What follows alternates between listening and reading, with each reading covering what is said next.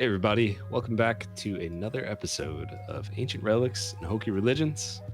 I am the real Josh T, and oh man, it feels like it's been a long time. I mean, I know that we played like 2 weeks ago, but it just still feels like it was a long time ago. So I'm really excited to see all of you in chat. I'm really excited to see all my lovely friends over here. Speaking of these lovely friends, everyone, if you could just let me know or let chat know who you are, who you play, and then let's see what their favorite pizza topping would be, and would they like pineapple on pizza as a follow-up to that original question. So if Evan could start, that'd be great. Sure, I'll start. Hello, my name is Evan, or Evbo, or It's Evbo, as you can see right below my face. You can find me at It's Evbo on everything. I play Echo, the halfling monk, who punch a lot of things. And as per the last 2 sessions, rode on the back of a dragon, survived a fall from 110 feet up in the air, and is the example for why you should play a monk and why they don't deserve the disrespect that they get. But my favorite, oh my gosh, my favorite pizza topping is a tough call. Because wait, is it ours or is it our characters? Oh, that's a good question. I was thinking characters, but why don't you give me both if you can? Okay, my character's favorite pizza. I don't even know if he knows what pizza is. See, this is too many questions. Okay. All right, answer what you can, whatever you can. Echo's favorite pizza topping. Oh my gosh. Echo's favorite pizza topping. Are we just talking like it could be anything, or is this like just from could be literally I guess it could anything. be anything. Oh my goodness. I'll say. I feel like his thing would be like a spinach white pie. You know what I mean? Nice bit of ricotta, nice mozzarella, nice little sprinkle of parmigiano on top of it, a little pecorino romano. How you doing? That would probably be his pick. And pineapple, I think he would like pineapple on pizza. Yeah, I think he would have a lot of respect for the pineapple and ham combo. Do you have a lot of respect for that pineapple and ham combo? I do. I won't say I have a lot of respect, but I do like it. For me, it's like I would never go to a real pizza place and be like, give me pineapple pizza. But if I'm going to Papa John's, if I'm going to Domino's or like any other place that for whatever reason we're shouting out right now, you know, it's brought to you by Papa John's, everybody. But if I'm going to one of those places, I'm definitely getting pineapple on pizza, but I would never do it from a real pizza place. What's your favorite pizza topping though? Oh God. Too much. Probably. No, you don't like no. It's probably like a chicken parmesan, Okay. nice chicken parm pie from a local place. You know. Very nice. What about Mr. Jacob Tabletop? To my right. All right, this is how it is. All right, I think Vale would like a nice simple margarita slice. I think that would be like his. He would, but it would have to be like fresh mozzarella. It wouldn't have like it would have to be like done with really good ingredients, but the concept itself would be simple. I think he would be fine with pineapple on pizza. I don't think he would have strong feelings on that one way or the other. I think he would just kind of go, hey, if you like it, you like it. And I think it's fine. I had a hot Hawaiian pizza from a local joint here. Had jalapenos, bacon, ham, pineapple. It was a nice touch. So yeah, and then my personal favorite, I gotta go classic with like a sausage and pepperoni. It's kind of how it go, you know. If you know anything about Patchogue, the walkway next to Gino's Pizza downtown is the best smelling walkway on planet Earth. Michael, why don't you tell us the friend you have here so that Nia can lose her mind in chat and then answer your questions.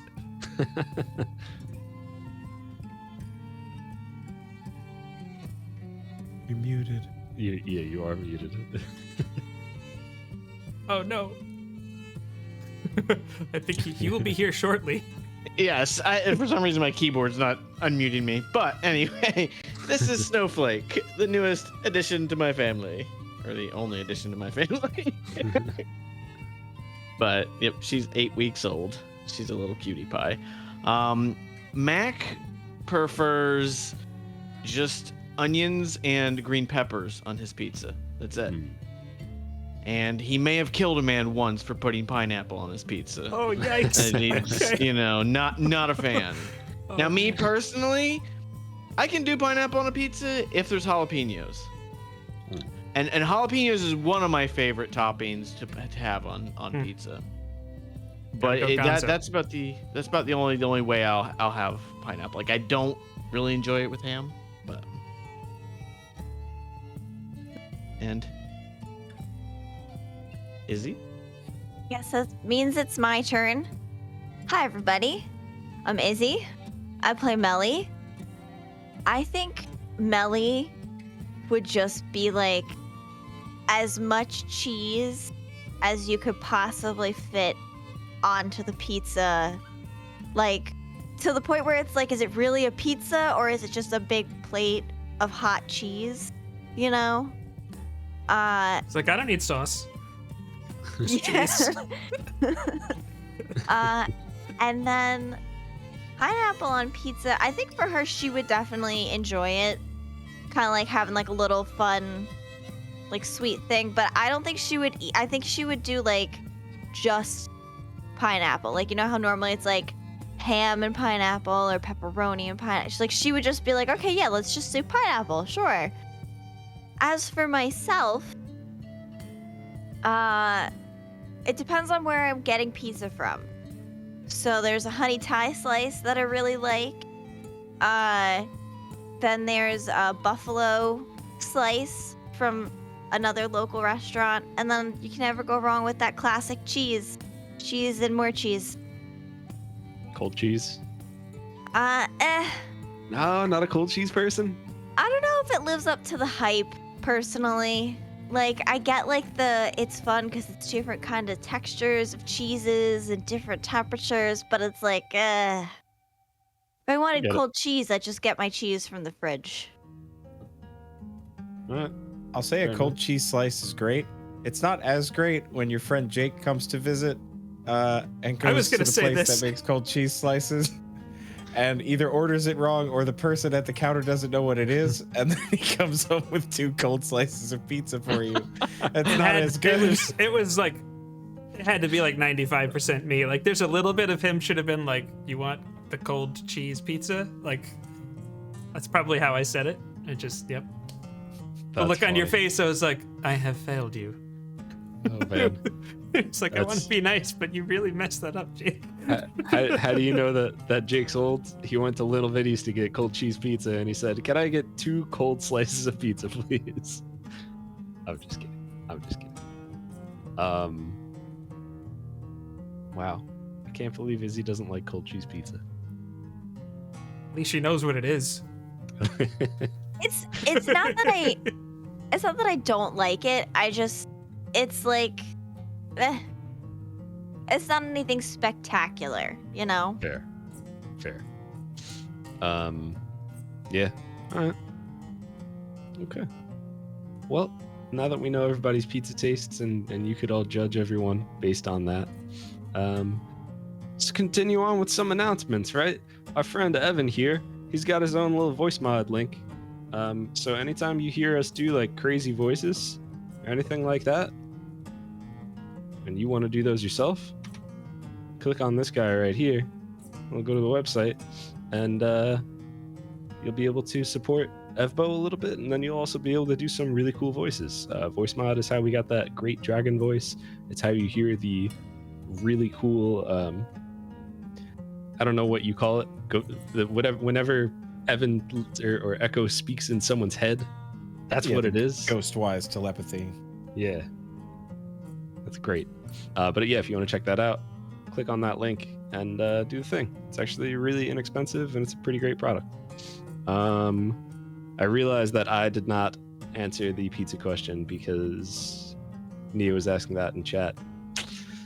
Listen, typically, you know, I'm kind of like Vale. I like the margarita slice. That's real nice. Grandma slice is always great. And then, you know, you do a little like eggplant rollatini slice, and then like maybe I'll do a freaking like chicken parm slice, but only if it's gonna be vodka sauce, you know, or like a pink sauce. He said vodka That's it. 3 times, meaning he wants to also add vodka.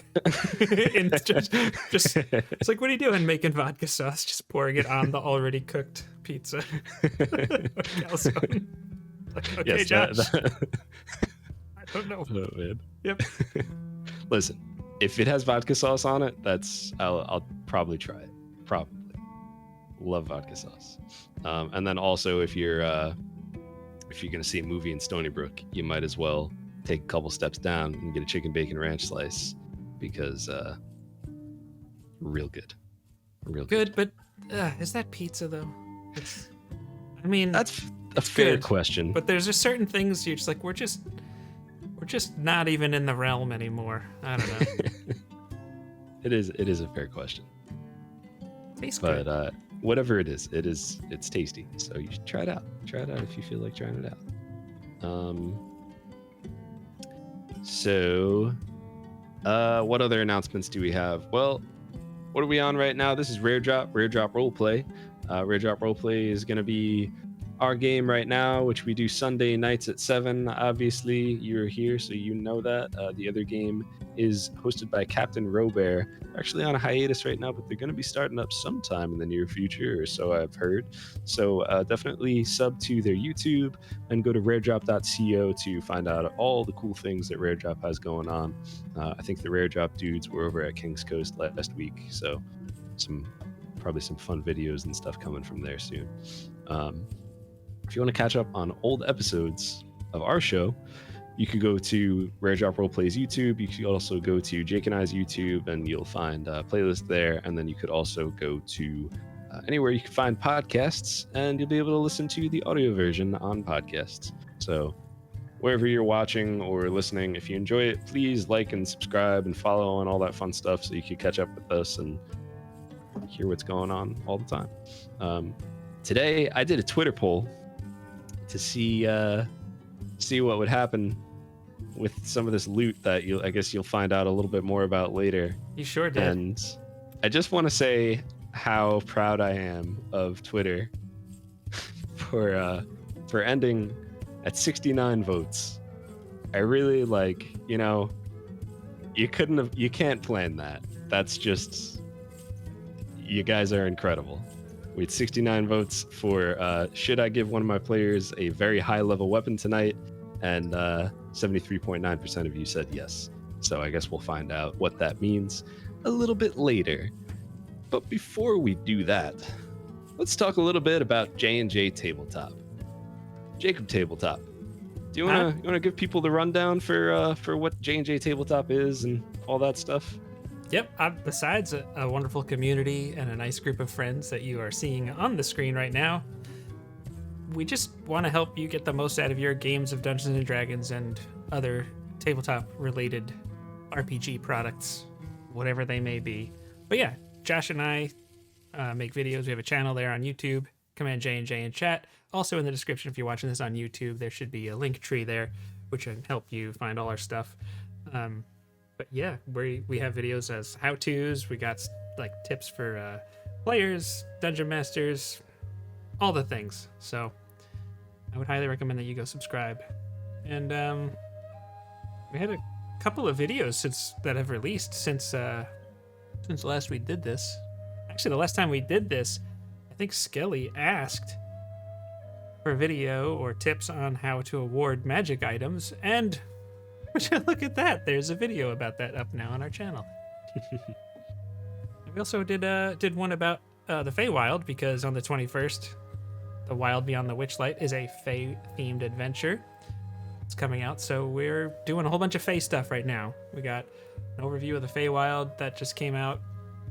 We're gonna have a new creature feature, some crazy demonic evil gnomes that are kind of psychotic. That's coming out this week. That should be fun. And we're also gonna have like some concepts, whether they're like how to incorporate faith-themed races and lineages, backgrounds. I even have a homebrew subclass that I believe my good friends Josh and Evan shall be reviewing and discussing with you. So that's gonna be fun. But you'll have to tune in to know what it is. And yeah, there's a lot of fun stuff going on at J&J Tabletop. So yeah, go check it out. Thank you, Jake. And just to add on to that, if there's anything that, like, obviously you just heard Jake say it, Skelly asked a question and we made a video about it. So if there's any questions that you have or topics that you would like us to record a video on, just feel free.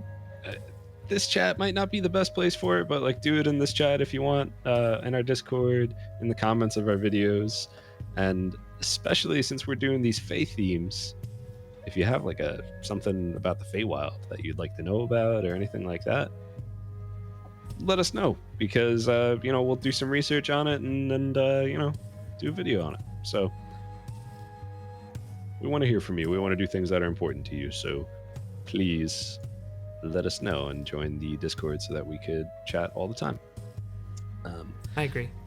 Speaking of chatting all the time, you should clip your favorite moments from tonight's episode so we could watch them all the time and we could see again what you liked. Sometimes there's like funny moments that happen that we don't even realize until someone mentions it, and then we're like, wait, that happened? And then we watch it and we all have a good laugh.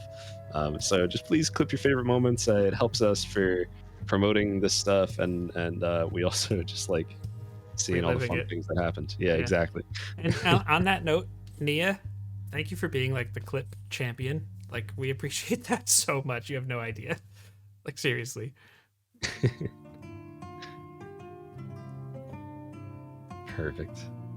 Well, with all that being said, actually real quick, does anyone have a stream this week that they want to promote or anything like that, or nothing planned? I'm probably going to be doing more Paper Mario tomorrow. All right. Some voice acted Paper Mario with voice mod voices, and it's the 1,000-Year Door specifically for anybody worried. It's one of the good ones. So come through. I'll be going live tomorrow about the same time, probably about 7:30 over on my channel, which I don't know if it's on my channel right now, but it's twitch.tv/itsevbo. Spelled like that. Perfect. Yeah, honestly, I love this series. That's like, it's been one of my favorite things to watch on Twitch. I don't often watch like VODs of literally just like someone's stream, because usually the fun of a stream is like being there and being able to chat with people. But the Paper Mario streams are fun even just to watch as a video. They're excellent, so I highly recommend it. Without further ado, I think that's everything.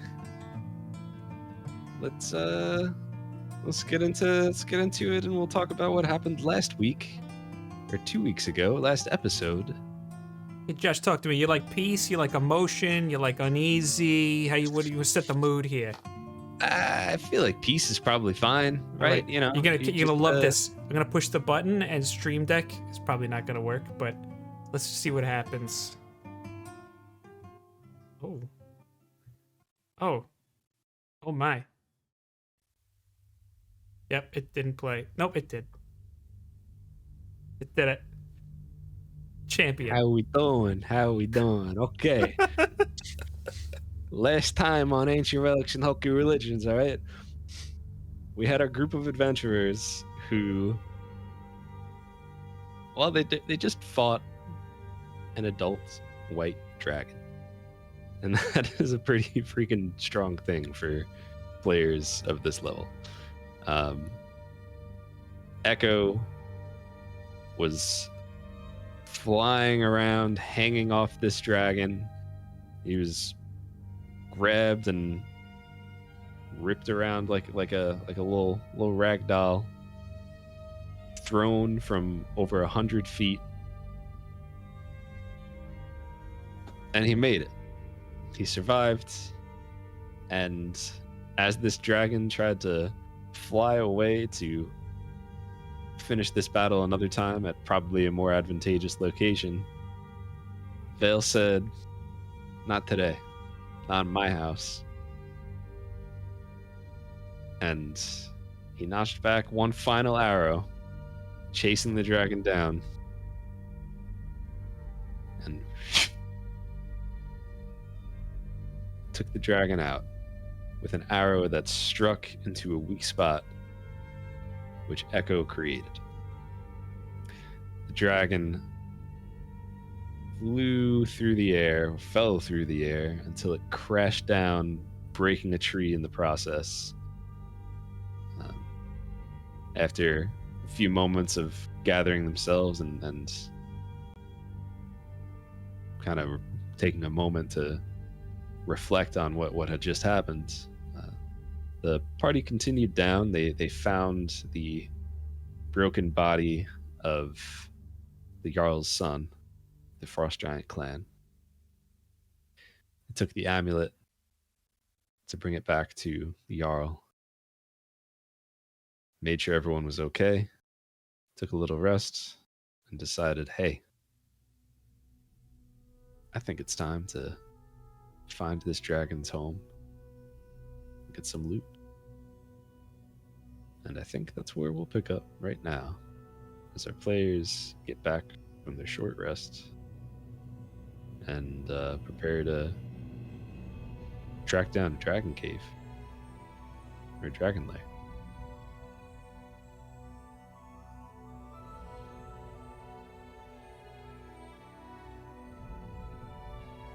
So, here we are. You've just had your rest.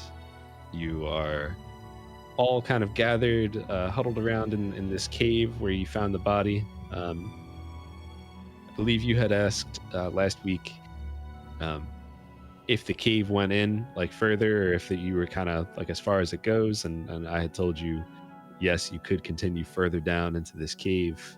Who knows where it goes from there. And that's where we're at. How's everybody looking? I know we took the short rest. I'll just say Vale looks at like 95%. Melly's looking pretty good too. Not terrible, but pretty high up. Okay. I know Carrick got hit kind of hard too, right? But how's he doing? Carrick? Give me one moment. I think he's doing pretty good. I thought you had used all of the hit die for it to bring him back. Yeah, I used a lot of hit dice. He's good. You know, he's good. Okay.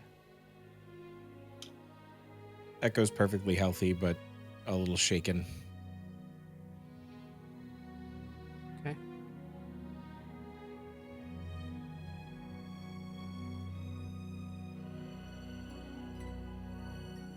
I think if everybody's starting to look like they're ready to get going again, we all agreed we're gonna look into the cave more, right? That was Yes. Yes. Yeah, let's do that. Is it dark, or is it semi lit? Oh, it's lit. It's lit, bro. Okay. No, it's the section. Sorry, the section of the cave that you're in currently. It's still like towards the mouth of it, so there's light coming through. Honestly, even in it still looks like it's dimly lit. Even further into this cave.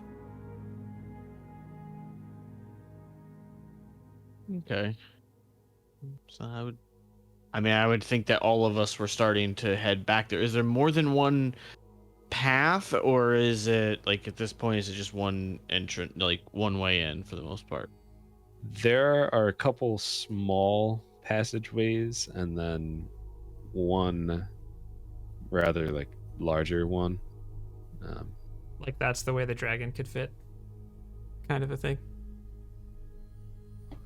Like, yeah. Is that the A- only one a- that the dragon could a- fit through? I guess. A reasonable person would yes, but Okay. believe that that's the only one a dragon could fit through.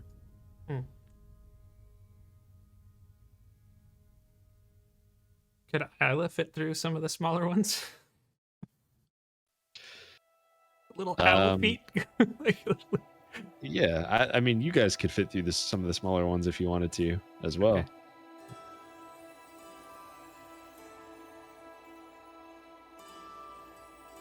I would go for the main big one. I don't know who if any of them want to say they're splitting off to go to the smaller ones, but I would try to think we're trying to go to where the dragon would be, and if it's a semi-man-sized one, then it probably wouldn't be down there. At least in my head. yeah, I'll do the bigger one too. Melly will follow. Same. Okay. Yeah, so as you continue through, you're traveling for like a few minutes. It gets it starts to get a little dark as you continue through this, but there's still like some remnants of light. Like you can still see. It's just a lot darker. But as you keep going, it almost seems like it opens up. Sorry, were you raising your hand? Yes. Okay. I what's up? don't know why.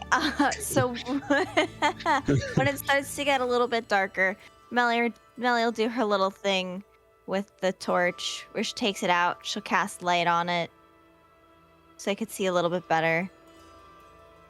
Lovely. Best visual. The ultimate flex. Yep. Can I borrow a torch? Great, thanks. Light. As you continue on through, you see that there is a light coming from the other side, the side that you were heading towards. And as you get there, you come across. You're able to go through, and there's this opening on the other side. And there's some pine trees about, obviously snow on the ground and everything, but the big thing that you see is that there's almost like a small pond, mostly iced over, with a patch of land in the middle.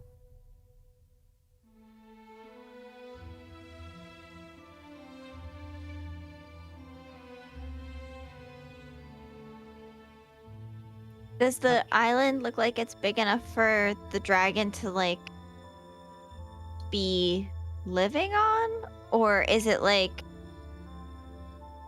It's like pretty small. okay? How much distance is it from the edge of the ice to the? Or I'm assuming is it frozen? 50, 55, say it's about 60 feet. Is it frozen? It is it is frozen. And as I'm assuming, like, do you get a little bit closer to like check it out or anything, or you just so No, as you get in closer, you see that on the far side, here I'll just share this map, but we don't have to. I'm sharing it for you guys. We don't have to put it on screen.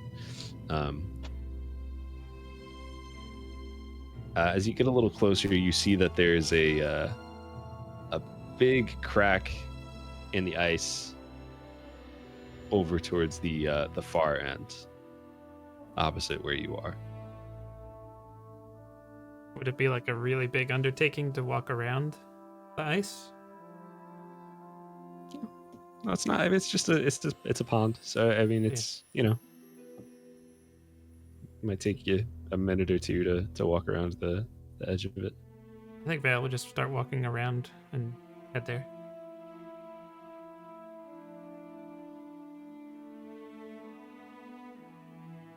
Okay.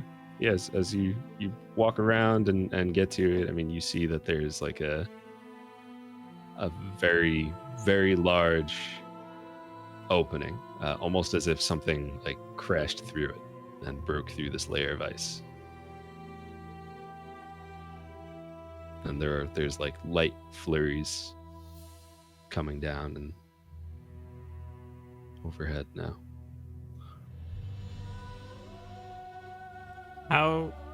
So this is completely outside, or does it feel like it's like we're surrounded by mountain or cave, but it is exposed to the outside? Yes. If that makes sense. Yeah. Okay. Yeah. It's like you kind of. I wouldn't say you're surrounded by like cave, but there are like mountain. There's mountain walls about, and with access to the sky. I think Vale would cast Mage Hand and just dip a finger into the water and just kind of go like this to see if it moves. As your Mage Hand dips in, you notice that there's actually no water. There's just a almost like a shell, just a shell of ice that's broken in the one spot. How well can Vale see? Yeah, if Vale's like looking over and looking through, you could see that it's probably about, if when you look through this, there's probably about probably goes about like 60 feet down until you get to the ground.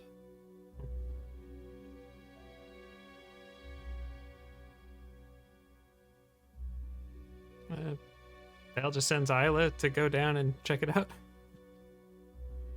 Okay. Yeah, as Isla, what's up? I was gonna say, unless anyone else wanted to. I don't know what anyone else is doing, but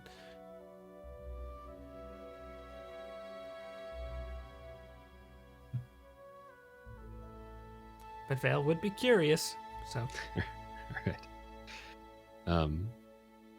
Yeah. So as Isla kind of swoops down in and starts checking it out, it's like this vast underground cave that it's massive, just like a huge hall,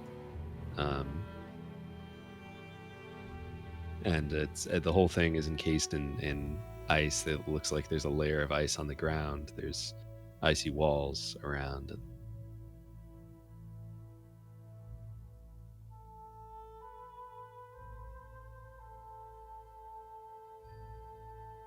Vale just kind of starts chuckling a little bit. How thick does the ice that look where it's not broken through? Probably like a solid like 5 or 6 inches, something like that.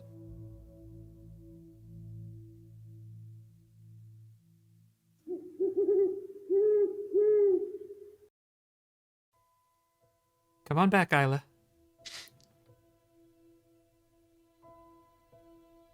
Should perch up on my shoulder. Vale just says, I think we need to go down there. But climbing has never really been our strong suit.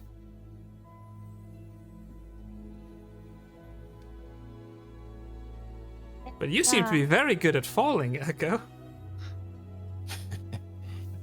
I'll say I'm not that worried about going down. It's more about getting back up.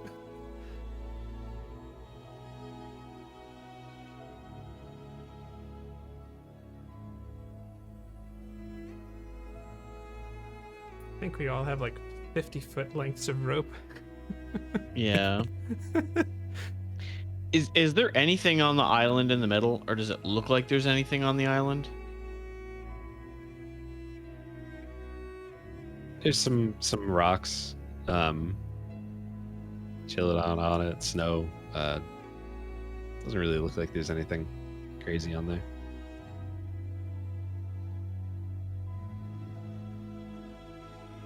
Well, I guess if we're gonna go down, and I'll start to tie a rope to the tree that's like kind of a little bit off from the side. Okay. And then I'll need someone else's rope so it can get all the way down to the bottom.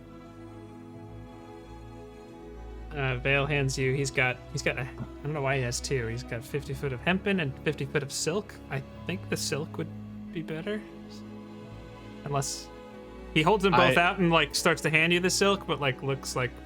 I would go for the hempen just because that's what I currently am using, and would want to stick with the same type of rope for whatever reason.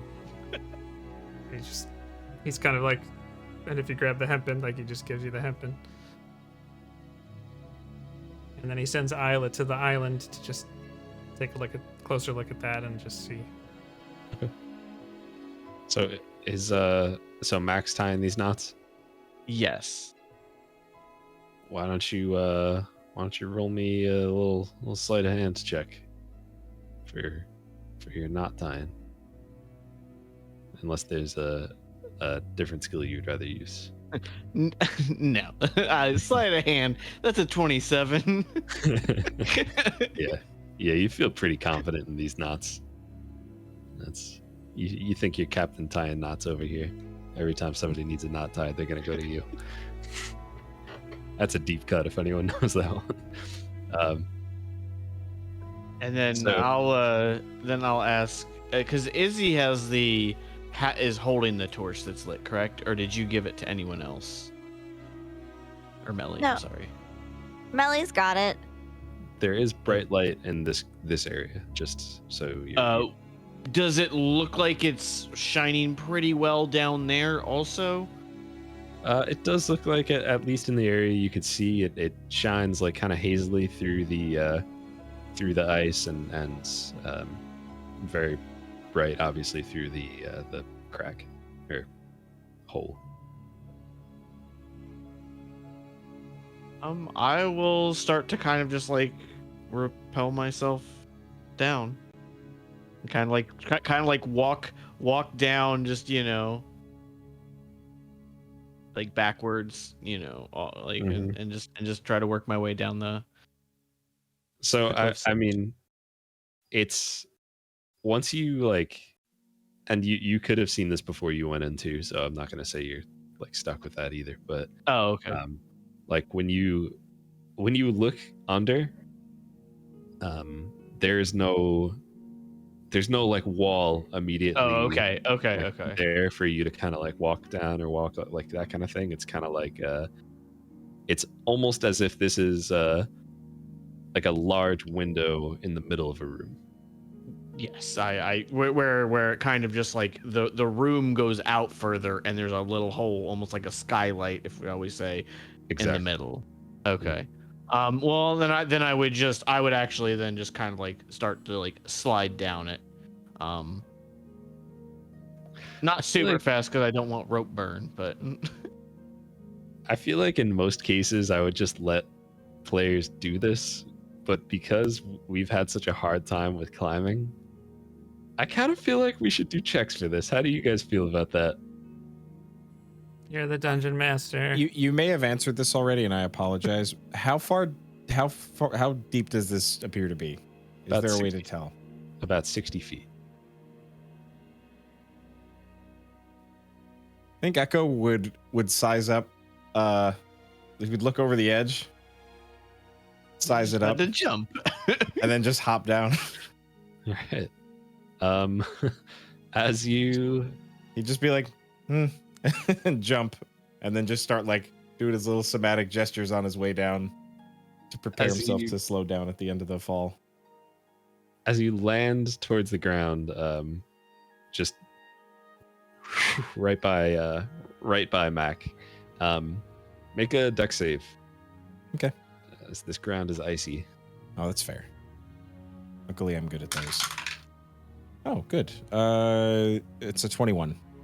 Yeah, you kind of, I feel like you land and just slide, but it's very clearly like controlled. It's not like a whoa, and then you cut yourself. It's like it's intentional. Show off. Well, I've fallen from higher, so figured how bad could it be? That's fair.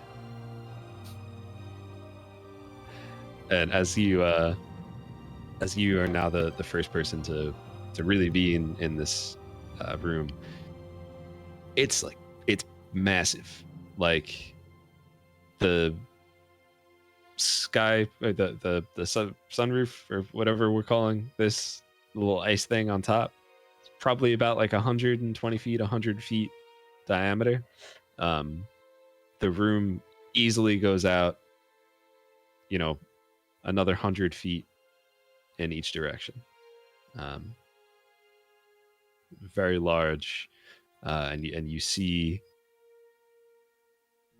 there's these like icy walls that are up, and in these walls there's the remnants of like a wrecked ship, and a mammoth tusk, and just all of these trophies, so to speak, that the dragon had been keeping.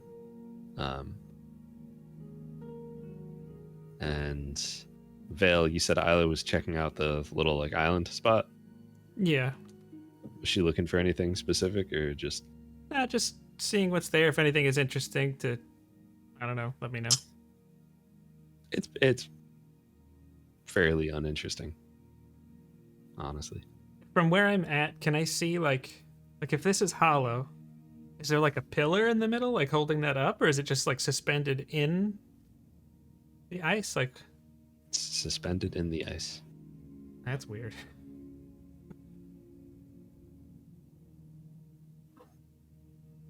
Either character or Melly is looking at Vale. He's just like staring at it like.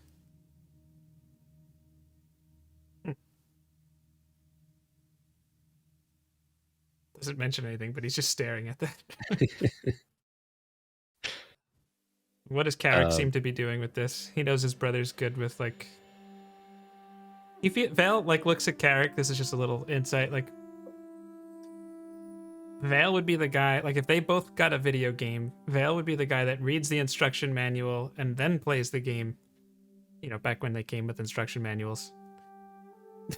And I feel like he looks at Carrick as someone who's just like, I will figure this out on my own. Like, he's very woodsy, and like, if he was going to try and build something, he'd be like, hey, Carrick, you ever build this? Like he would just, so he's looking at him like, what's he doing right now? So while everyone else is focused on, I'm assuming everyone else is focused on this opening and this ice and area, Carrick is actually looking to the skies, and you see him kind of taking note of every perch, and almost just scanning to see if there's anything going on up there, as well as looking at the ice too. But he's, what do your eyes tell you? Yeah.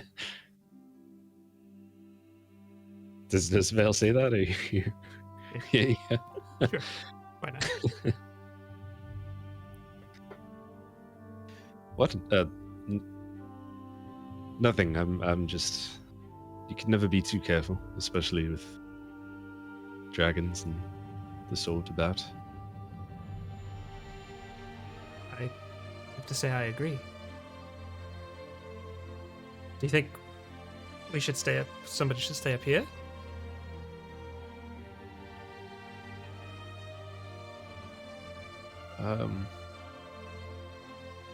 Well, I've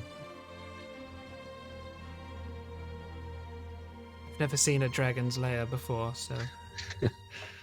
I would also like to check it out. Your friend seems quite capable in the realm of tying knots. Hey, Mac, you dead? Yeah, Mac, why don't you roll a...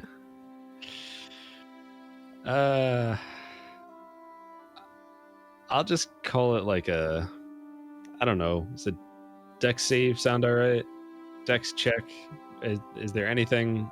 What do you think would make sense for rappelling down and trying not to give yourself rope burn? I honestly don't know. We're gonna call it a dex save. All right.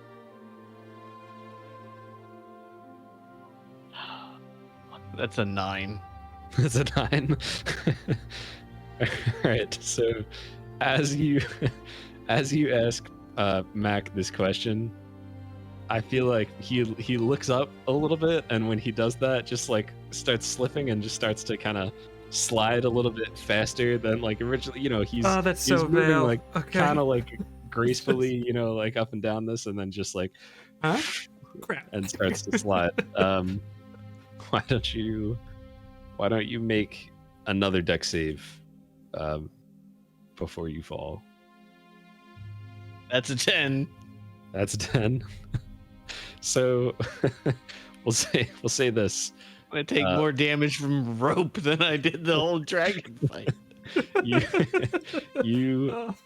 You make it all the way down. Like, you don't fall or anything, but you slid like way faster than you wanted to, and your hands are just kind of red from the rope, and you definitely got a little bit of rope burn. Nothing that's gonna kill you, but I don't think Vale would have seen that. I think he was asking from like maybe 10 feet away while he was like looking at the rope.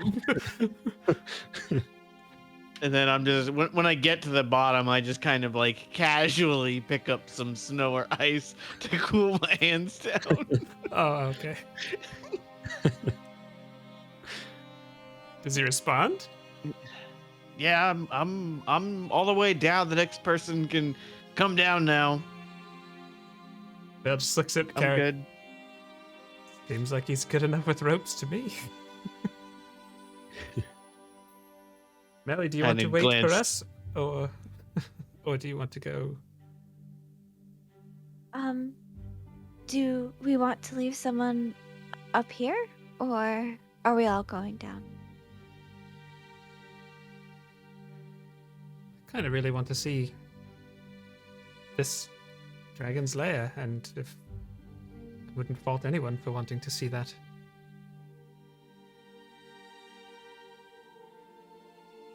Okay, yeah, I guess I will go next. Nelly's gonna walk over to the edge. Mac, Echo, if I fall, don't feel any pressure to catch me. I think Echo looks up at the ceiling and then looks at Mac like, yeah. And I think would just walk over toward. I'm assuming Mac is still standing by the rope. But when she says that, I'm just gonna take a couple steps back. Like, all right. I think Echo's just gonna walk over by the rope and like, I guess just like maybe hold it from the bottom to like try to stabilize it slightly or something. Like he doesn't really know what else to do, so he's just kind of like, "Is this what you do with ropes?" But yeah, he'll be at the ready. All right. So Melly's gonna do what she did last time. They were trying to use ropes and like wrap fabric around her hands to try and give herself a little better grip. It's cold. I'm sure we have gloves. Oh yeah. Then why Right. was Mac burning his hands? I took my gloves off when I was doing the knots, and I Ah. didn't put them back on. All right. Here we go. All right, roll your save. All right. What kind of save is this again? Dexterity? It's going to be a dex save. I mean, if you're going to try to do things differently, you could do, strength or athletics or whatever your heart desires, as long as it makes sense. My heart desires a higher roll. Is No. what it desires. She said I could do like, oh god, it doesn't matter. It doesn't matter. We'll just, we're gonna do athletics, and that's a 6. That's a 6. Yeah. So you try to you Hold know on. that you're strong. Does she still have her mead reroll the luck point? Do you still have your luck point? I don't remember if you I don't used know it. if that's Transfer's over. okay. It's still the same day. I didn't use it. If you would like to use it, you're welcome to. I guess in the effort to not be the one that accidentally kills Echo by smushing him, let's go ahead and do that. Why Mac stepped back? Oh my god. I don't get to re-roll those. No. Ay. Why this is why I know sometimes it's absurd to roll for every little thing, but when it comes to climbing, you guys just always fail, so that's why we had to roll for it. Yeah, so Melly, realizing she is stronger than she is dexterous, tries to brute strength her way down this rope and begins to fall. Mac, what? Well, I mean Mac too, but Mac or Echo, do you do anything to try to stop this? Echo can't do a lot in this situation, so he's just gonna try to catch her. Like, he can't really do anything. So if I see that Echo is going to try to catch her, then I will try to like go to the other side. So like if we're like this, that with our arms out, that there's a better chance that the two of us will catch her and not get smushed. 2.5 to 3 feet off the ground isn't a lot of time to arrest that momentum, but It's not. Excellent. Does Vale try to do anything being on the top too, or just you just kind of watching in horror? Is she just like in a free fall? She is just in a free fall. Actually, she's okay. holding on to the rope. How far? Yes, she is holding onto the rope, so she's kind of sliding. How far away from the top is she? We'll say 30 feet from the top, about halfway down.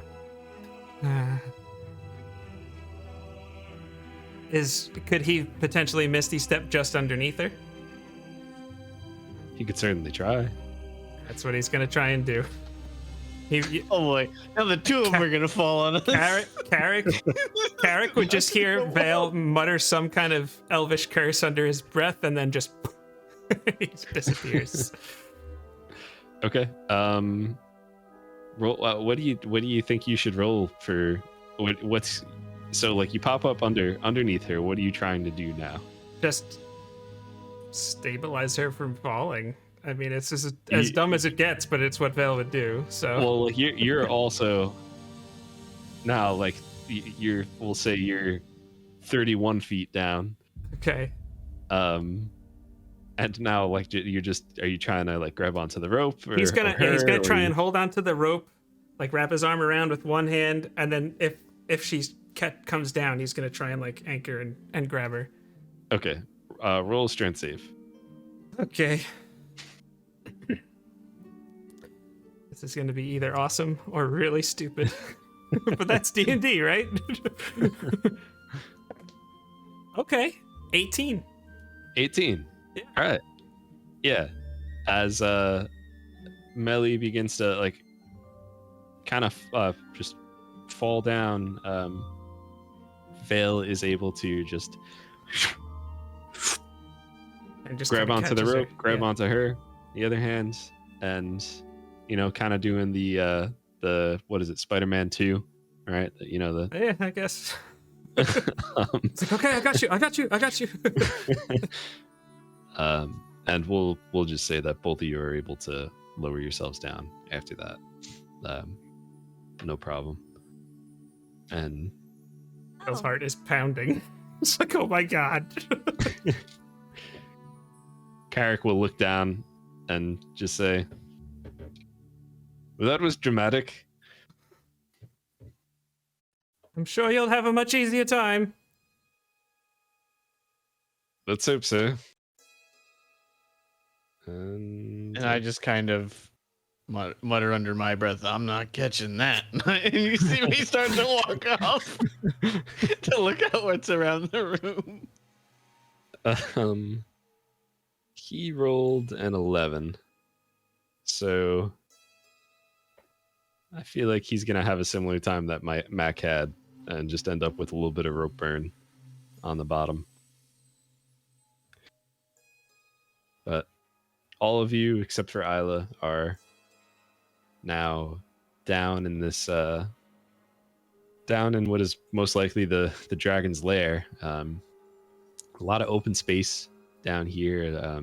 Your voice kind of echoes as you talk, and certainly the footsteps and the falls echo through the cave or through the lair. And everyone make a perception check. Okay, I think I'm gonna have Isla stay up just to watch the rope and see if anything weird happens to let me know. It's a 22. It's better than my 14. 12 for me. What are we Hey, rolling boom. again? Perception, wisdom. Oh, great. Doesn't matter. Melly got a 6. So All right. Well, I guess we'll say Echo notices this first as he kind of looks down, and you see a lot of the ice is beginning to like crack, and even some of the we'll call them like display cases for the trophies are starting to melt. But the ice underneath you see that it looks like it almost looks like all of this ice is just on top of what used to be grass and like bushes and just kind of what was just a regular place of nature. And now there's just this sheet of ice with these cracks all over it. So what seemed to like, so this is basically a cave or like a small mountain that it made, is kind of the assumption that I could make from that. I'd say that's a fair assumption. Yeah, I'll say Echo while looking at like the, you know, like you called them the display cases, the trophies. His stomach turns a little bit, having, you know, a moment of thinking like I could have been here.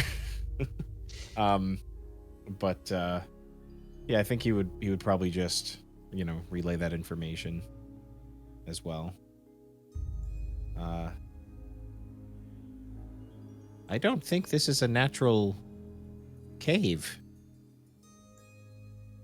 I don't either. And he just points up to the weird island thing suspended in the middle of the ice lake, whatever. Oh. Don't really know exactly what to make of everything, but I'm sure that dragon was making his own modifications, renovating. We should probably not be under that if we can help it. I agree. Looking at the melting ice. So now these like trophies, does it look like they're fully geared still? I mean, you see like, what do you mean fully geared? Well, like what kind of trophies is it? Like, I mean, is it you're talking about like people like that it's kill, or you know, whether it's animals or people or creatures that it's killed? So you see like there's one that almost like kind of stands out above the others, and it's like this massive piece of a of like it's like a figurehead from a ship. You know, it's in the shape of a mermaid, and it's there in ice. There is a there appears to be like sculptures made from mammoth tusks and whale bones, and you see like kind of throughout it just almost looks like glitter. But a closer look you would see that there's kind of these gems that are all around it.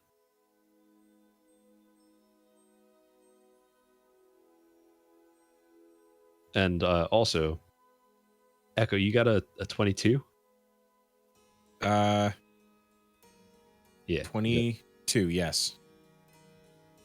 As you kind of like looking around the room and taking it in,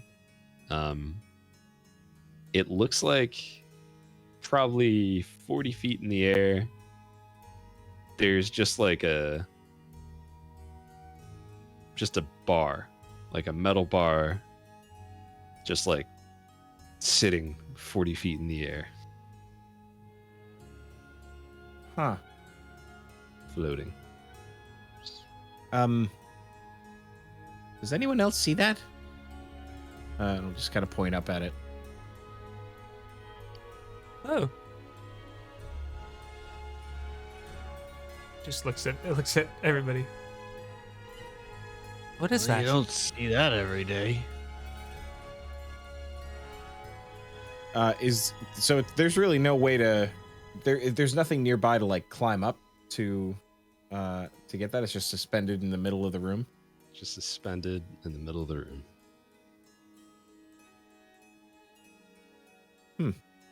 I'm gonna have Isla check it out. Sure. She may want to be careful. Yes, of course. If he's still in range, it's 100-foot range, so I would guess yes. Isla, come here. Is she just kind of swoops down and actually perches up on top of it.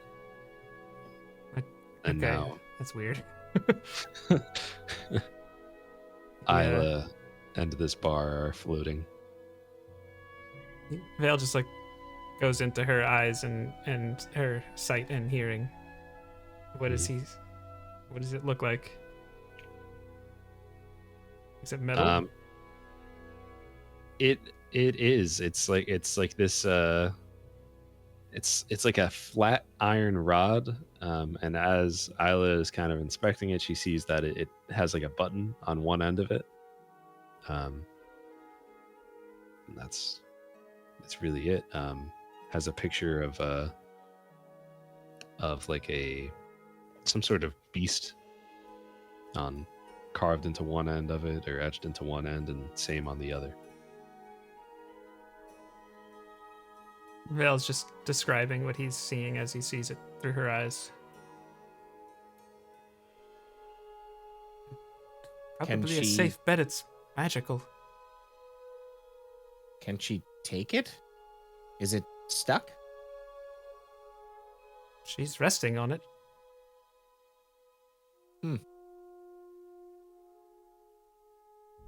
Everyone knows I want to push the button, right? Hold on. Uh, And I'll step behind Carrick. if is it possible that is somehow connected to the island also being up in the sky? How far away from it is it? It's floating in the middle. Izzee, that is an excellent idea that I had not thought of, but that was an excellent idea. So it's still like 20 feet away from where the island would have been. If it is, I don't know how. Sometimes magic doesn't always make sense.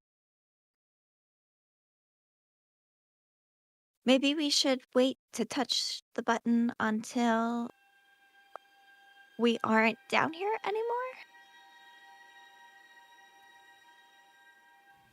Just in case.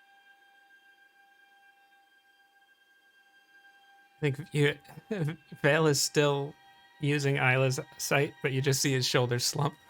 It's like, all right.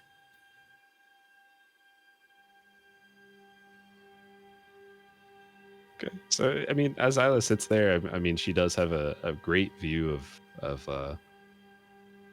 most of the pretty much this whole place. You might say she has a bird's eye view. You might say.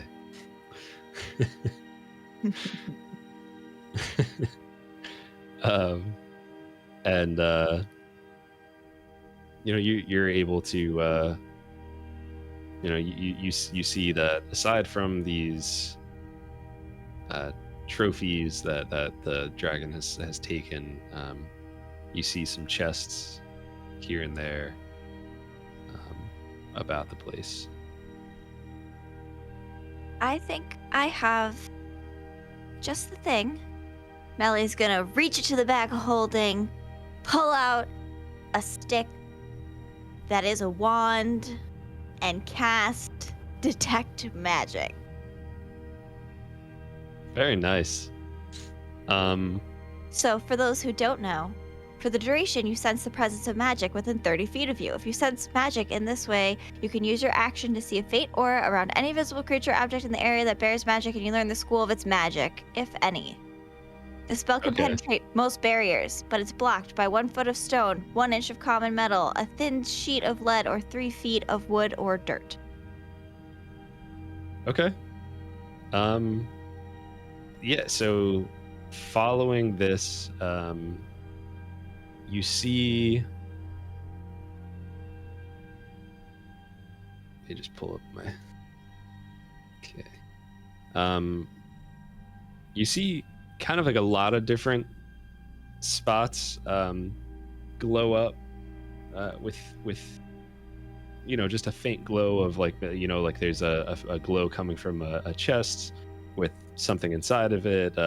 There's another chest where like the whole thing glows as if there might be like a lot inside of it, and then there's one that almost just like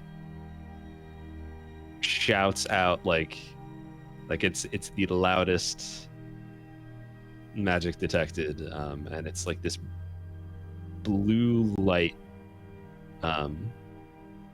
coming from the far side of this cavern, and Melly, you notice it almost looks like a spike of ice, like an ice spear sticking out of the ground, probably about like 60 feet, well, probably like 100 feet away from you, I guess. As far as what type that one is, I don't know.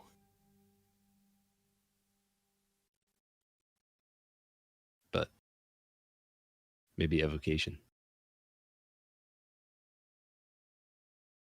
A little bit of conjuration in there too.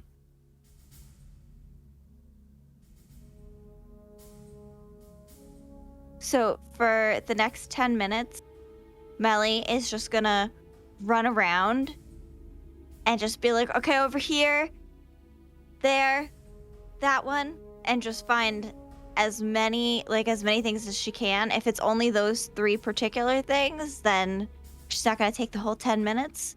But she kind of just like shouts out to everybody where all of the magical things are. Okay, so there's the obvious of the one that I just mentioned. There's another chest that is kind of like the ice around it is starting to melt, and that one. Just give me 1 second, because it's always the school that really gets me with this stuff. So I want to make sure. If you tell me what it is, I could help. Okay. Whatever the first one that she points out is, I would start to go up to, and I have a hammer, and I would take out a hammer and start to try to like break away the ice from it to be able to open it. I don't know if it's like fully encased in ice, but The one that looks like some sort of like spear type thing. What's the first one that you would go to? Or point out? I think so. You said that one was 100 feet away. Mm-hmm. The And there- whichever are the other two closer. There's there's a chest in the ice and like the trophy case. There's another one, probably another like 50 feet away. Like another chest. There's a book that seems to be shining bright. The thing that Isla is sitting on is shining as well. Do we know what school of magic the thing that Isla is sitting on is? Jake, do you know what school of magic that is? Is it prevention? Prevention magic. Kind of tempted to say transmutation. Sure. Well, this might be helpful, but I'm pretty sure the school of magic for the thing that Isla's on is transmutation. That over there that's magic in that big block of ice. And then after the 10 minutes is up, she's just gonna start like helping break things out of ice. But she's not opening any of the chests. Because we gotta check for traps. Okay. Yeah, Belle would also try and help. I guess I would start with the one that's in the trophy cases. That's probably the closest and most likely the first one that she would point to for us to like point it out to us. Sure. So we'll say it's gonna take a little bit for you guys to break through this ice. So while you all try to break through this ice, let's take a quick break for this game, and we'll be right back. Womp womp. If anyone has any questions about anything, just throw them in chat, and we'll get to them as soon as we come back. Should just be a few minutes. Okay, so everybody good? You got your snacks? Got your extra water or whatever it is? Wow, look at all those emotes. Look at all of them. It's a beautiful thing. Okay. So you have been chipping away at this ice, and it is also it's melting as well. It's almost as if the death of the dragon has had an effect on it, and it is melting on its own, and after a good bit of time, you're able to break free the mammoth tusk, and the chest to the side of it. I know Melly said she's not opening a chest. I don't know if there's a designated. I would open the chest and I would check it for traps first before I did. Once I got the front and top of it opened enough. Sure. Yeah, make a perception check. That is an 11. Doesn't appear to be trapped. Then I will try to open it. So you can tell that it is unlocked as you start to try to break the top off of it. It's really hard to pop up. Kind of probably just because it's a little frozen together, but after a little bit of just kind of pulling it just pops right open. And inside of said chest, you find you find a couple potions. and a bunch of coins hanging out in there. Bunch of coins. All right. I would just kind of start trying to like hand stuff off to Melly because she has the bag of holding, and just kind of like at first I would hand her the 2 potions, and then I would just kind of like, and then I would say there's a bunch of coins in here. I don't know if you want to bring it over here so we can just kind of scoop them in. Yeah, that sounds good to me. Melly will put the potions in and then just kind of like put the bag on the ground, kind of angle it so like we could dump the chest, the coins in maybe. Okay. Sure. Oh, that's such a strange thing. The you know what I'm thinking about, right? The what the hell is it called? Bag of holding. Like You have this you little don't bag count. smaller than the chest, and yeah. Well, yeah, that too. But then also the like you don't count the coins. You just kind of dump them in. Does it count them for you? That's what I'm thinking about now. Is it like? I mean, I would think that you would just be able to reach in and try to grab coins, Gold. and you would be able to pull out until there's nothing left. Oh yeah, no, definitely. You You could. know. I mean, you could just be like, give me all the gold coins, and it'll like, and just throw them all up. I'm just thinking somebody should design a bag of holding that also Coin doesn't counter. Yeah. Yeah. It's Bag like of one of counting. those things that used to that would separate coins, as to, like, as to what it is, and kind of like stacks it up for you, something like that. Like when you would you count all your coins and go to the supermarket and drop them in the thing, and then it gives you a little coupon. And, yeah. Like, why does it take so much out? And where does it go? Now that would be a There's- cursed item, a cursed version of it. Yes, it would. And there's some wizard somewhere that invented this spell, and he just gets 10% that just deposits into his bag of holding. All right. Yeah, so there are these 2 kind of like reddish looking, they look like healing potions that you drop in the bag of holding. And as you're dumping these coins in, you see copper coins, you see silver coins, gold coins, even some platinum coins, pieces all dropping in. And then actually another even kind of a superior shade of red potion drops into the bag of holding as well. So that's 2 regular looking reds and 1 superior looking red. Is that what you're trying to say? How do we want to handle this for potions? Do we want to do the like take a short rest and then you'll find out what it is, or do you guys just want to know what they are? I'll let you decide. I feel like this seems like it's a very drawn out process. So if some people are bringing stuff and some people are figuring what things are, like, I don't know, that makes sense to me.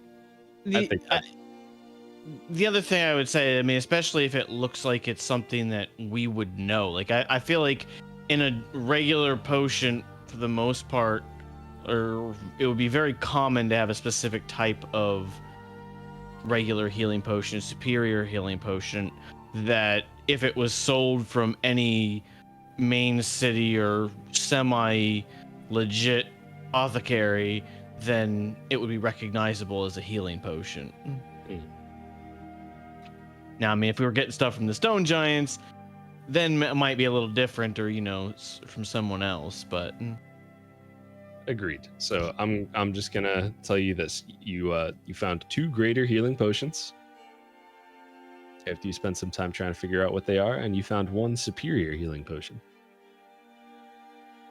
Oh my.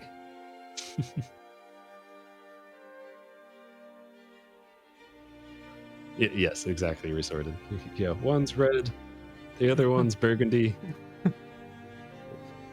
I'm writing everything down, so if we could figure out here if you want. I also actually have this written down too, so I could message it all to you another time. That's right. I pre-rolled everything. You don't have to sit and watch me try to figure it out. Yes. Now, while I was working on the ice on this one, I don't know who was helping me with the ice on this one. Was anyone working on any of the other items? Like, 'cause I think there was another chest and... That's an excellent question. I think if Melly was with Mac, Vale would have worked on something else. Yeah, Melly, after running around, would have gone back to the first item she pointed out. The first item? Yeah, which is the one Mac was working on. Okay. So like the chest then. Yeah. Okay. Gotcha.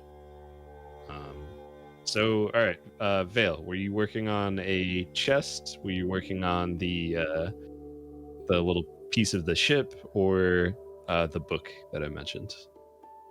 It's Vale. He went for the book. Okay.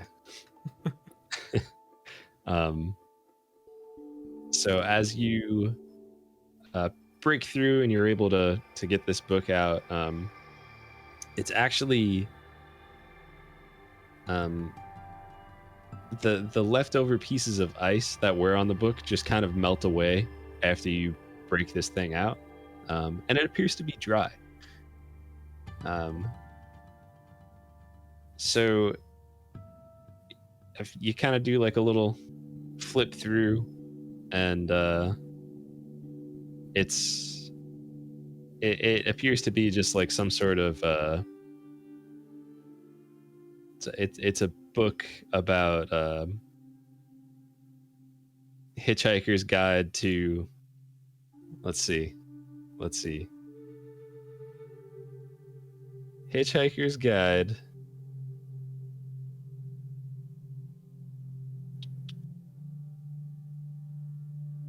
to the Dunrock Mountains. But inside of it, there is a scroll that if you look through and check it out, it appears to be a scroll of confusion.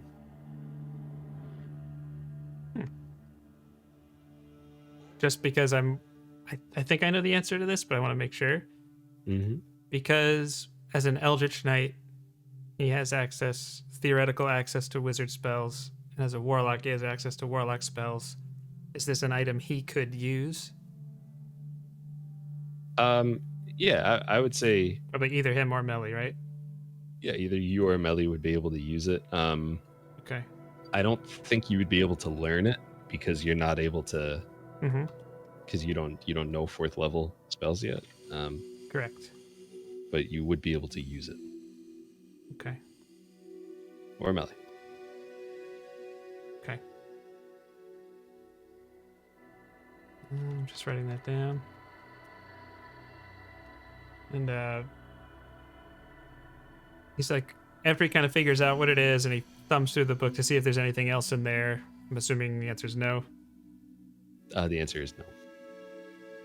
Can he see the top where the ice thing and the like when Isla looks at the top ice part and the land, like is there dripping water? Like how There is dripping water. Okay. Just a occasional. Yep. Yeah. Okay.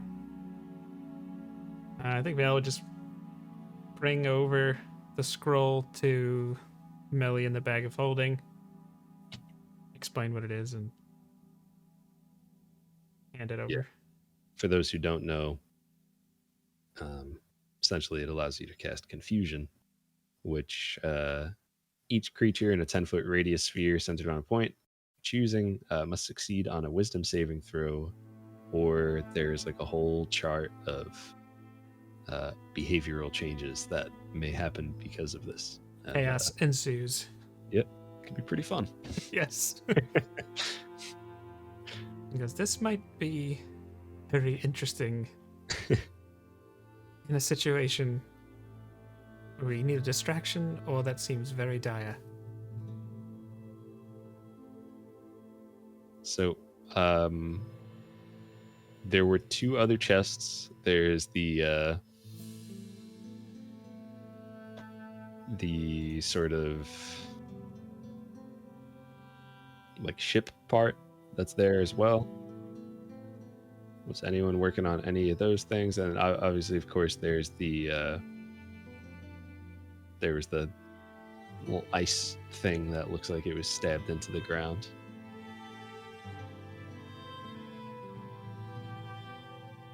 Weirdly, I think Echo's going to work on the ship piece. You know, Figurehead. I had a feeling that he would, and I'm glad that he did. I don't know why I thought he would. He's just curious about it. Even though there's weirder things in the room, it's probably the weirdest thing in the room to him. He's like, how did you get here? Mac has a little disappointment when he sees that someone else is working on that.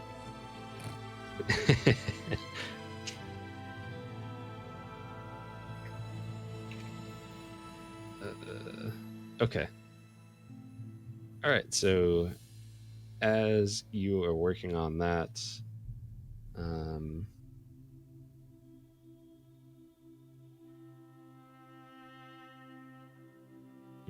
bear with me 1 second.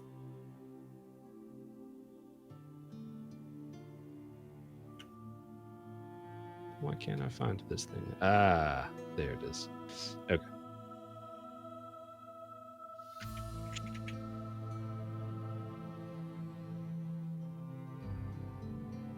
So as you're working on this, you are able to you break it apart. It takes a good bit of time, actually, because it's so massive, and you can see that it's not just that like front piece, like with the figurehead and everything. It's actually like a whole section of a ship, and inside of there you find just some scattered gold pieces, a lot of copper pieces, a few silvers.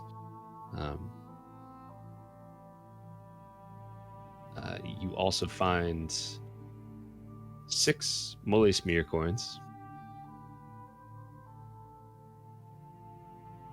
and a coin that has a coin that has an image of it's almost like this axe, double-sided, with a scale on it, and you could roll a religion check if you'd like to find out what that is a image of. I would love to. 17. Okay. Yeah. I also misspoke. I was looking at the wrong picture. It's Oh. like a wreath with a cane in the middle and some sort of like curved piece on it as well. And it's a image of Melora, the wild mother. She's essentially like the god of like the seas and just wilderness, like in general. Like, you know, people before they go on a long voyage, they might make a donation to like a temple of Melora or whatever, just as like a way of it's almost like a superstition of they think it'll give them good travels and such. Okay. So I've got some coins, mole smear coins, a couple gold and copper, and a coin of Melora. And one more. Another potion. And this potion, it's like a cloudy green fluid, and it kind of smells like the ocean. It has like a little bubble floating in it that looks like a jellyfish, and you would find out that this is a potion of water breathing. Very cool. All right. Yeah, I think after feeling satisfied, looking through the ship, he would hop out of there. Did he happen to just out of curiosity, did he happen to see the name of the ship? Like, was it on the part of the ship that was down there, or was it, you know, It different wasn't part? written on there. Okay.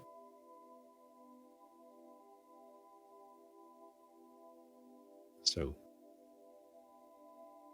Melly, were you looking for anything in particular, or were you just kind of helping out everyone else? Melly was just gonna move from person to person, helping as much as she could to,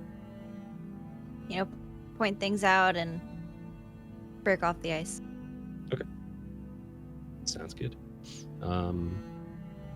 Everybody broke open the thing they were trying to break open. There's still 2 chests. There's various little like gems kind of stuck inside the ice as well, and there's that spear-looking thing.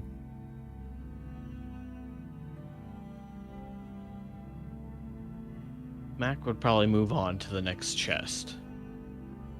Okay. And Mr. Mac, are you still like checking for traps and that kind of thing? Yes, once I got it, like yes, before I opened it, I would try to check for traps. Okay. All right. Roll perception. That is a 23. Okay. Yeah. So, as you are kind of looking through, something about this chest feels off.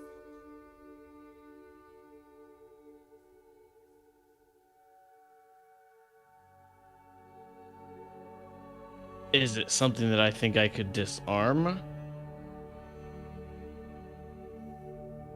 It just looks like it's placed in like a different spot. Like there's every other chest has kind of been like near some sort of some like whether it's like an art piece or like a mammoth tusk or just bones of something.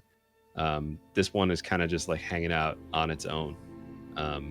It just feels fishy. It's not that you saw a specific trap on it. It's just it doesn't feel right. And you've known in your profession that something doesn't look right, doesn't smell right. It probably isn't right.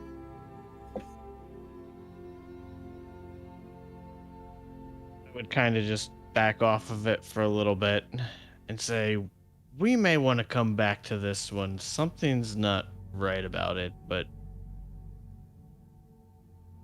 I don't fully know yet. And I'll go to the other chest unless someone else is already working on it. I think Vale would have gone to this chest. Well, no, he would have gone to the gems. Never mind. Okay. Yeah, so Vale, I mean, working on the gems, they're fairly easy to pop off. You're able to find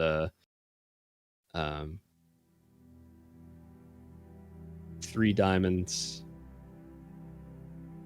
a ruby, an emerald,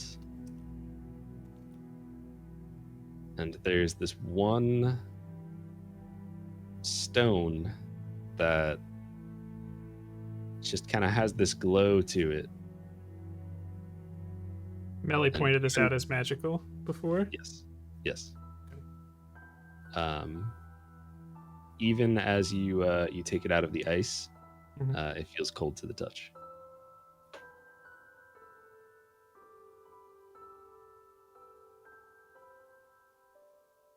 Does it have like a little icy steam kind of around it a little bit, or it's not the right word, but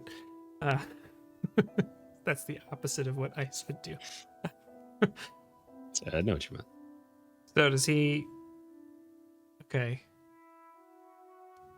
He takes out the fire ruby and is just kind of looking at them both side by side. It is oddly reminiscent of that, except cold to the touch. And you said it's a stone, but is it blue? Is it? Yes. What? Okay. It's it's almost like a sapphire blue. Yeah. Al just kind of smiles. Well, I think I could use this to summon ice when I use my magic.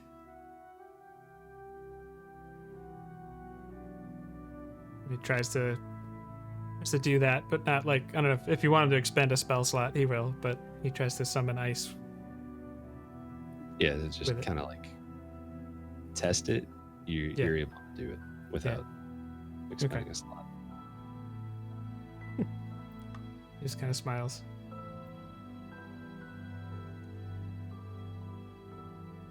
This could come in handy at some point.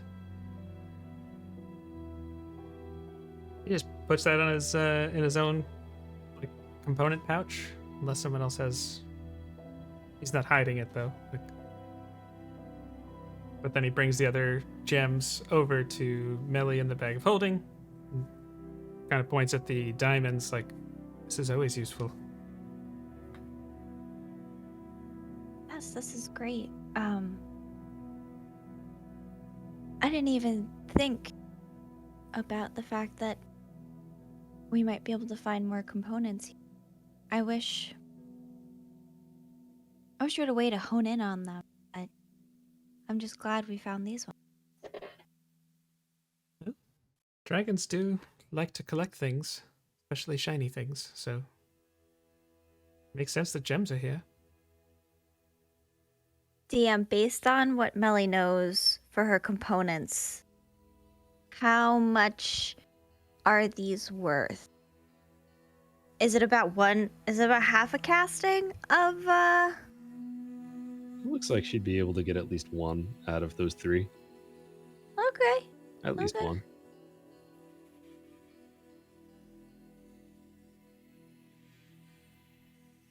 At least 300 GP. That's good.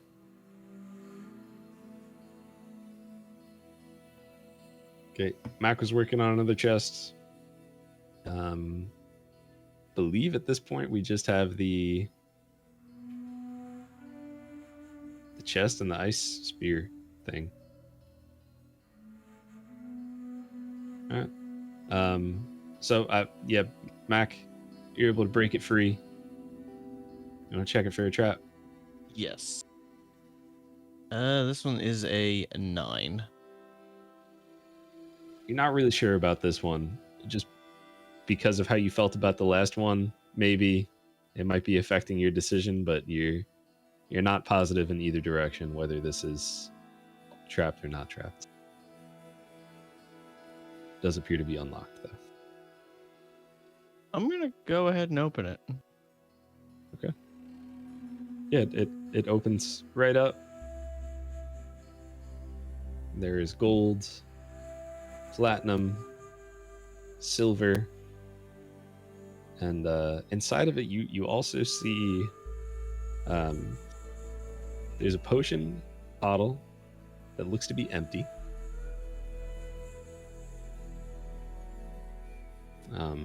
Does it still seem to be sealed?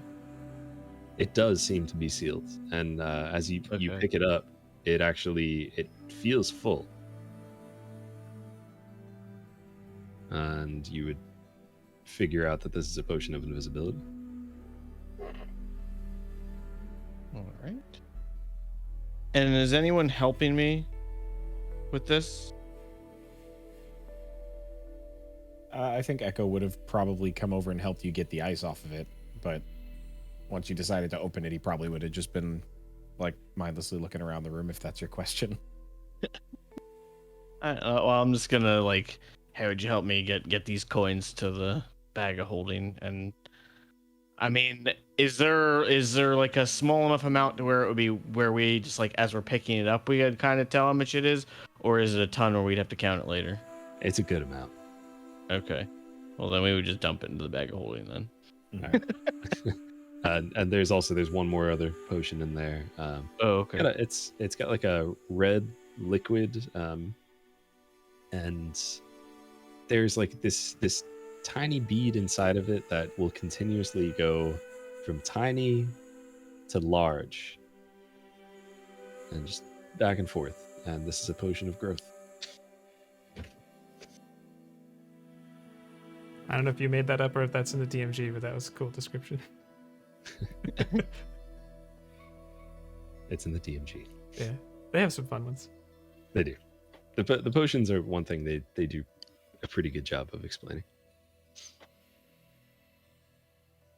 All right, so we have the sus chest and the rod up in the sky and the sphere-looking thing,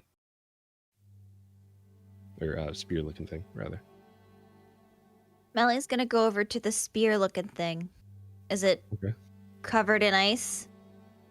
It almost looks like it is like even in and of itself made out of ice.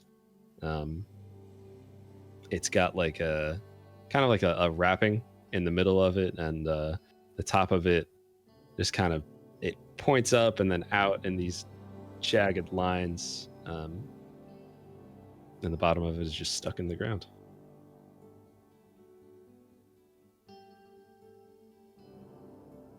Melly's gonna grab it by the middle. Okay. And you take it up out of the ground? She's gonna try to. Okay. It feels like a little bit tight, but if you give it like a good tug, it'll just pop right out. And as you do that, there's like almost like a little bit of a tremor of like an earthquake type thing. And just, you know, some water just comes down, more dripping. Couple like small pieces of ice. Actually, the ice around the mammoth tusk just kind of crumbles away. And you would know this to be a staff of frost. Cool. Someone else anybody didn't was- say it. I was going to say it. If anybody was wondering, this was the tweet. Melly's gonna like sprint over to Vale. Vale, look what I found. What is that? That Vale's face softens, and he says, "That's beautiful." It's a staff of frost. Really? Vale just like taps his component pouch. He's just like has a moment of like, whole staff or a little gem. Okay. He's just thinking to himself. That's incredible. What can it do? Do I know what it does yet, DM? Or Sure. You're gonna have to attune to it to really be able to use everything, but you have resistance to cold damage while you hold it, and actually as you pick this up while you're holding it, it's almost like it's kind of cool to the touch, but then it gets normal in your hands, and you actually begin to be a little bit more comfortable with the temperature around you the more you're holding on to it. But the staff has 10 charges. While you're holding it, you could use an action to expend one or more of its charges to cast one of the following spells from it. And also using your spell save DC. So you could do Cone of Cold, which is 5 charges. It'll expend 5 charges. Fog Cloud for 1 charge. Ice Storm for 4 charges. And Wall of Ice for 4 charges, but I'm going to call that 6 until you are able to cast spells of that level, I think. Maybe we'll talk more about that another time, but... And, yeah, go ahead. It seems like it does a whole lot. It allows the person that bears it to be resistant to cold damage, and it allows for casting of certain spells that are related to the cold. I'm sensing a bit of a theme.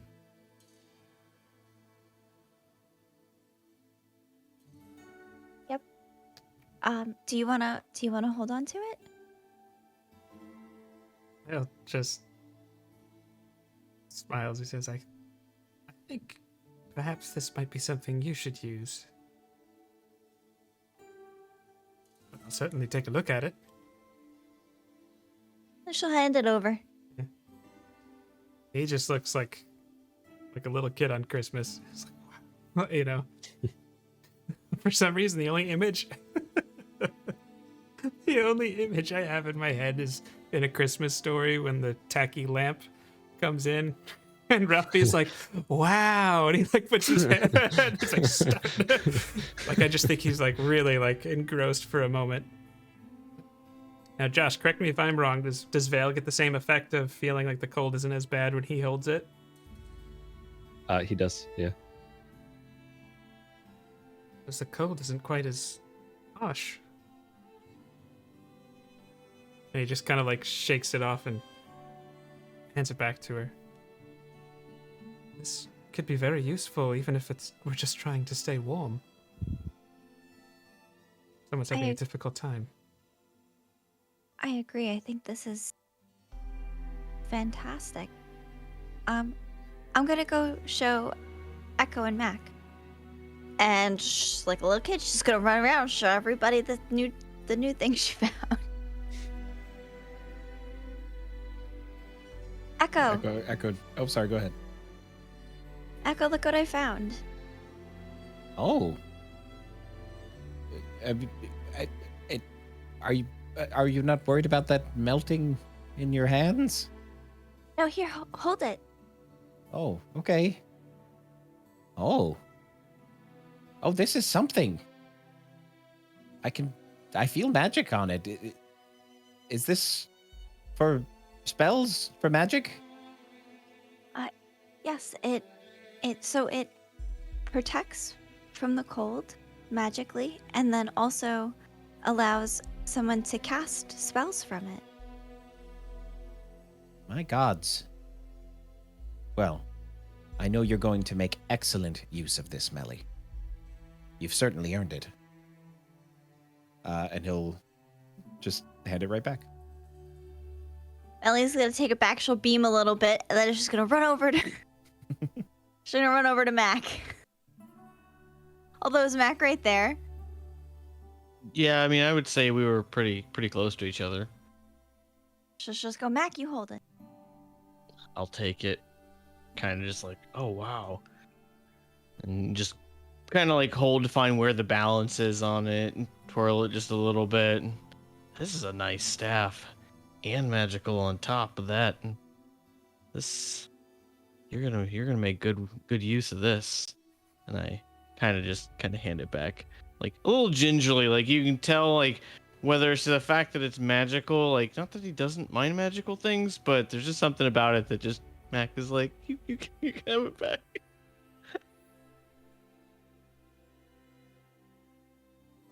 Well, Talking dagger doesn't bother him. That's more in his lane. yeah.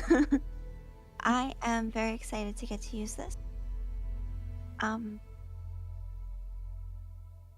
I think that we've uncovered most of the magical things at this point, but there's that.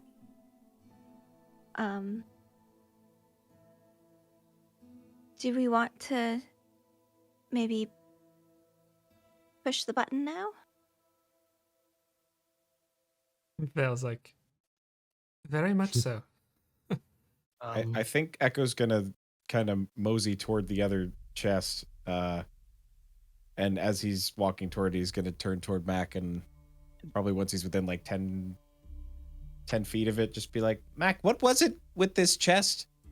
Do you think you could use your staff and see if you can just kind of like jab the lid open? There's just something a little bit off about it, and it didn't necessarily seem trapped, but something in my gut tells me there's not quite something right about that chest. Make another perception check, both of you guys. Okay. 21 for Mac. Oh, 22. You see that there's there's kind of like a crack in the ice in front of it, and with all of your experiences and like looking for traps and that kind of stuff, it almost looks like it's a pressure plate, like right in front of it where you would stand to open the chest.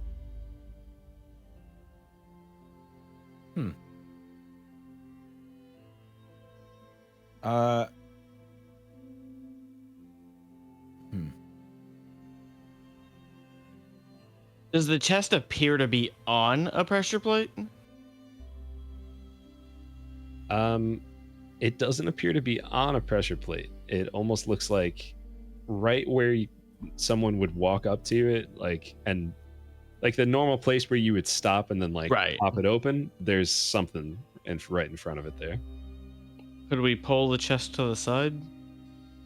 Like from the side and kind of pull it away from the pressure plate? Sure. Yeah, if I see Mac going to do that, I would probably help. Okay. Val was just told he could push a button, so he's very distracted. Isla's talon is just like hovering over the button. It's like, now? Yeah, she's getting a mind of her own now, and she's like, you know what? We're gonna do it. I'm just gonna do it. So,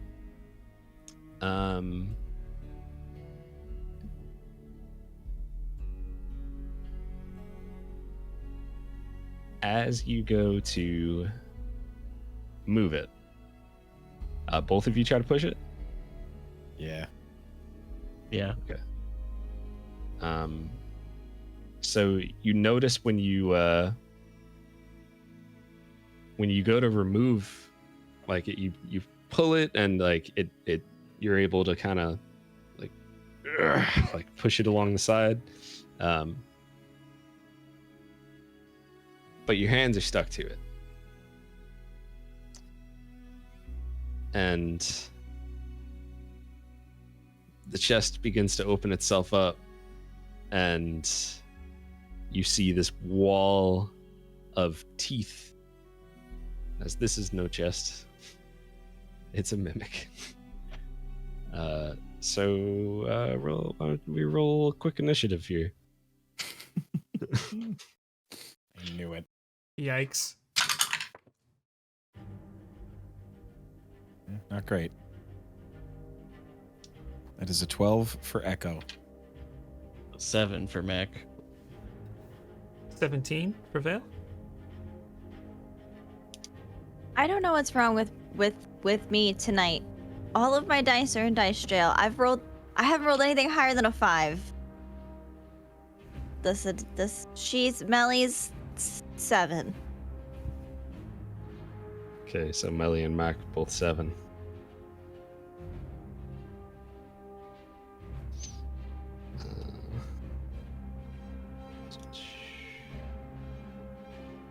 And we have 13 for Mimic. And where's character sheet? I need to print out Carrick's character sheet because it's just one less tab to have to worry about, you know? Yeah. It's amazing how when you play regular streaming, I feel like 2-3 monitors, you're fine. You do D&D, you're like, I need 7. Yeah, right. Okay. So Mac and Echo, you're both grappled, and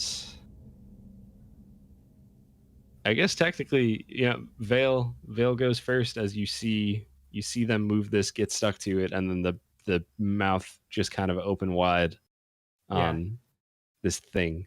I feel like the way that would work is he wasn't paying attention, but he was just he turns as if to say do you really mean I could? Oh crap! And he takes out that would be the way that would happen. And Okay. he is going to use his bonus action to take that ice sapphire and cast chromatic charge, because why not have some fun with his new toy? And Sure. he's going to fire an arrow at that thing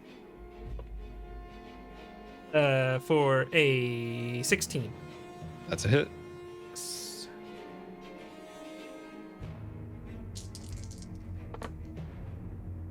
All right, so we've got 9 cold damage, and what am I adding? 5. Yeah, and 11 piercing. So 20 total. Okay. Fire again. That's a little better. 19. Still a hit.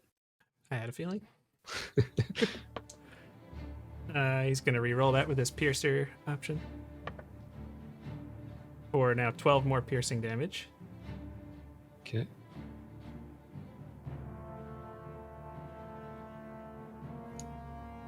All right. See, you see cracks begin to form along the side of the wood. I think he's just going to action surge and attack again. That's a 29 to hit. Okay. Another 12 piercing. And second attack. 23 to hit. That's a hit. And minimum damage for 6 piercing. Okay. All magical, if that mattered. All right. It's just like, Perfect. like Yeah, you see like wood chips kind of like falling off of it, and it's not looking good, but it is still alive. and he starts to like Or- run towards it, but I imagine he's probably too far away to get in melee. Yeah, a little too far away. But he's heading there. All right. That will bring us to the chest, which, while it is grappled with 2 of you, it does have advantage on attack rolls. So, Evan, even or odd? Even. Because it's almost my name. Okay. Well, it's going to That's attempt great. to bite you. Cool. That is going to be a 25 to hit. Just hits. Just hits. Okay. All right. Only hit at 24. And that will be 7 piercing damage and 3 acid damage, as it kind of like it like you're a little like stuck on there, and it tries to clamp down on you, and I feel like it doesn't really crush you with the teeth so much as it kind of like, you get scraped a little bit, and just some spit comes out on you and does that acid damage. And next is it's Evan's turn. Okay. I forget. Being grappled, I also have disadvantage on attack rolls, right? Or is that incorrect? That might be incorrect. Let's see. It's only speed to 0. Oh, okay. And, like So you're stuck weird. there basically. It's such a weird So I mechanic. think in that couple of seconds, Echo's just going to go, "Excuse me," and try to hit it back. All right. Yeah. Do you think? Oh, 19. That's a hit. This is just going to be his fists, or a unarmed attack, because Mhm. he would not have had his staff out while trying to get this chest moved. But it will be. It's +5, right? God, it's been so long since we had combat. And by that I mean it hasn't. Okay, so that's 9 magical bludgeoning damage, and as part of my crusher feat, I would like to push the creature 5 feet away. Sure. Yeah. So I mean, you kind of you punch it, and just wood and teeth and metal kind of break apart and just fly around, and the tongue just kind of goes flying 5 feet away as it's dead. You killed it. Okay, cool. Yeah, it's just a little guy. You guys are strong. So, excuse me, punch. What in the hells was that? I guess I should have gone with my gut and told you to whack it with your staff. That thing would have eaten my staff. Vale walks over to see if any of his arrows are retrievable. And you hear echoing through the chamber, why don't you hit him with your knife?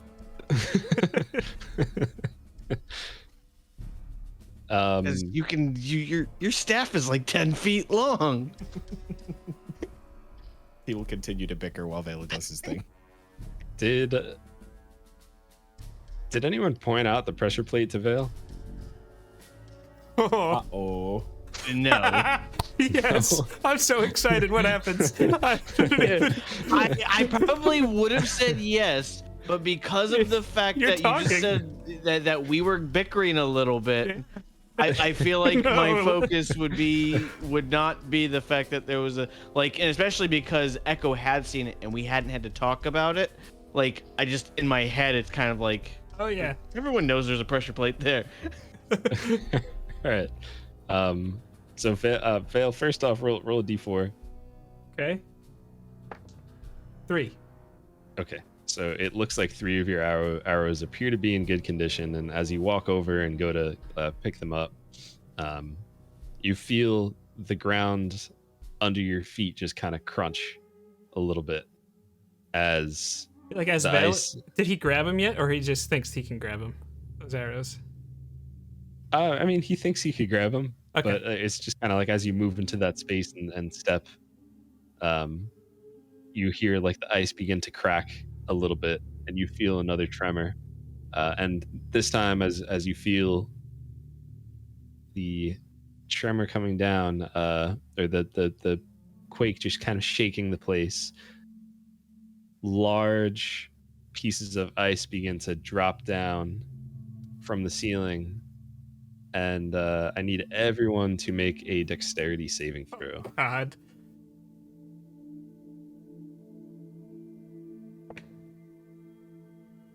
I got a 15. Does Isla have to as well? I think she's all right. Okay. 17. No, sorry, 16 for Echo. Got an 11. Melly. Melly got a 10. Okay.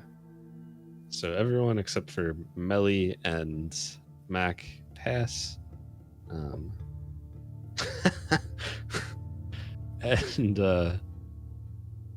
so Melly and Mac, you take 2 bludgeoning damage as a piece of ice drops down on you and it kind of just lightly hits you and breaks apart. I guess the ice had been melting for so long that there wasn't much substance to it when it actually hit you. Echo and everyone else take 1 point of bludgeoning damage. I take 0 damage because it was a dexterity saving throw. Oh, And I take Ah! 1 because it was a dexterity saving throw. I get to have it. All that man. damage I just avoided. It's fun to explain things like that and then roll incredibly poorly. Yep. Vale was about to say, "Oh, Echo, you broke one of my arrows," but as he did, that's when the whole thing. He was like just about to say it. He's like, "Ugh."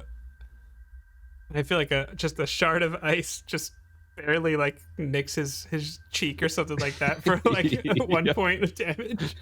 Pretty It's much. just like, He says Echo, and Echo starts to turn and sees Vale on the pressure plate and goes, "Oh no!" yep, exactly. That the hand kind of goes out uselessly, like, and that's As it actually does, what gets a hit small by the piece of ice. Yep. Oh man. Excellent. And also the other thing that happens is the ice actually breaks beneath your foot, and Vale's shoe gets wet. His socks are like soaked. Oh, That is the worst fate that can befall anyone. Wet socks are the worst. Oh my god. Oh man. Vale is just like, ah. Just turns and looks at everybody. Now my socks are wet. Melly's standing like 10 feet away, just like holding the staff. Hasn't moved from her one spot when like the mimics started attacking. Just watched everything like a TV show.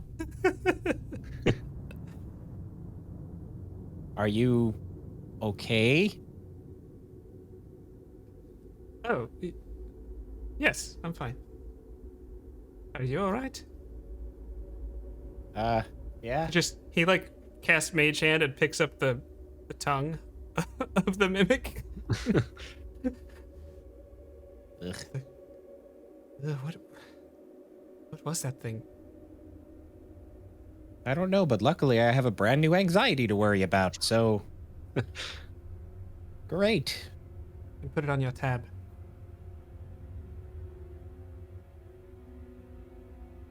I think I've really want to push that button now.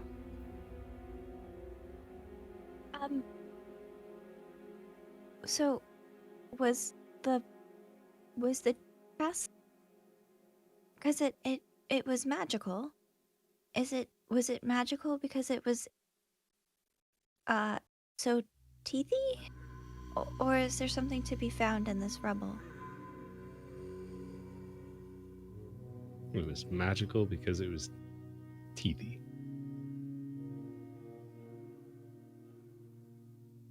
you know that teethy magic.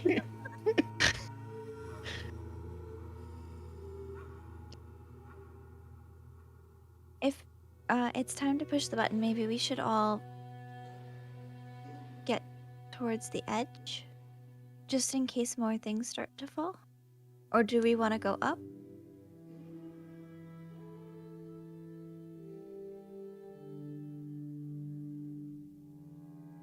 Well, if there's nothing else here...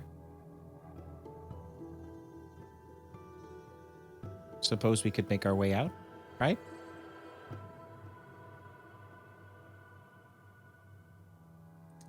What are you thinking? You want to wait until we're out of this before we use this, or push the button? Well, I know they might not be connected, but there's a very large island that seems to be like kind of suspended in the air. And then there's also this magical item. I'm just worried that if we do something to the magical item that's also suspended in the air, it will make the island fall down and squish us.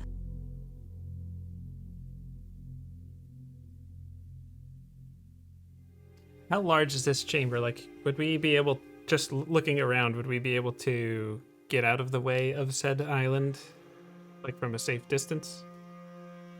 There's definitely enough room where you'd be able to steer clear of it. What about all the ice that would probably fall down as well? Yeah, you'd still be able to get out of the way of that as well. I don't know if Isla would be as lucky, but I think we could try it now if we were all careful.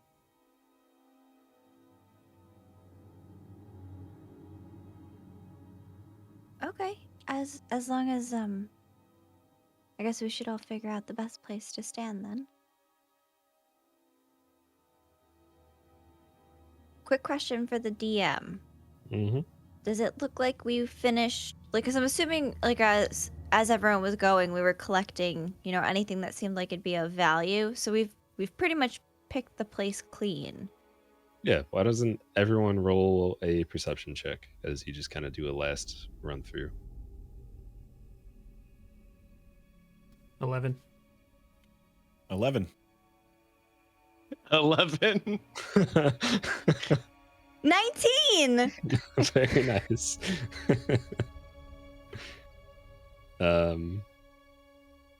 Yeah, Melly, you find right behind the mammoth tusk, you find you actually find one last bag of gold that was kind of just hiding out back there. And looks it feels like 60 gold pieces. If you had to guess, if you had to play the guess the jelly bean game, it would be 60 probably. And Echo, if you take one last look at the boat to try to find a name, you might find one. I do it. You see written along the side, kind of right next to that little like mermaid carving in the front of it, it says in kind of like italicized carvings, "The musty Argonian maid."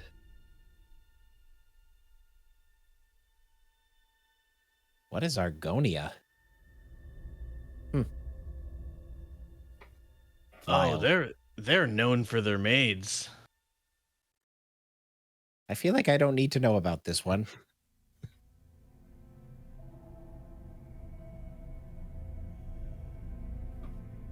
But you all feel These are in the pretty group. confident. Sorry, you all feel pretty confident that you found everything that there was to find in there.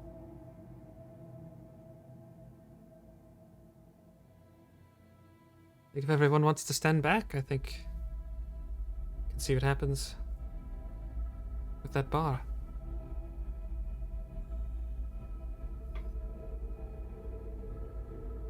All right. So I'm standing back. Val waits for everybody to get to a safe spot and then tells Isla to push the button with her talon. Okay. Yeah, as Isla pushes the button with your talon, it begins to fall.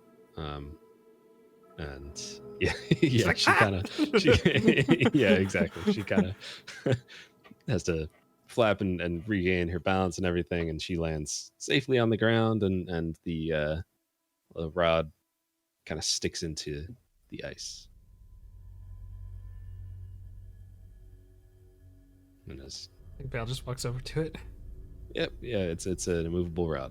Yep. Pushes the button again. Tests it. Stays in place. I have a feeling we may be a little better at climbing this time around.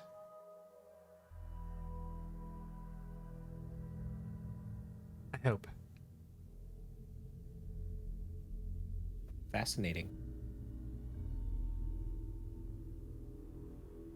You're not impressed? Of course. I mean, I guess let's see how we fare this time. Looking at the just straight up a rope hanging down into this chasm. 60 foot of rope, too. Like, We had a wall the other time. We had a whole wall. Yeah. I guess let's start working on some athletics checks to get up this rope. Vale sends Isla to fly up to the top just to keep watch. All right. Isla's like, I don't know what the problem is. We'll have Carrick go first. Carrick will just say, well, by all means, I've heard of your troubles with rope, so let me go first. You want to take the rod? Sure. And that is a 16 for him, and he's able to pretty much no problem just pop right up. Throw it down! The rod? All right. He throws it down. Okay.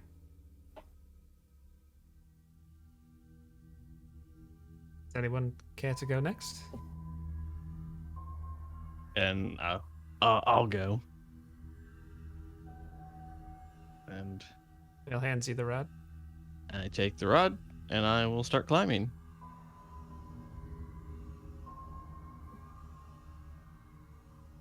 And that's a 4.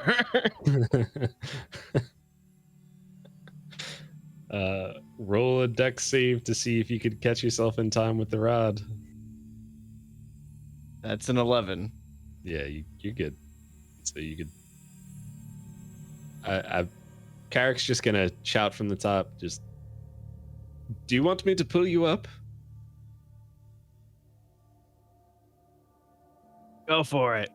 Yeah, Carrick will pull you up.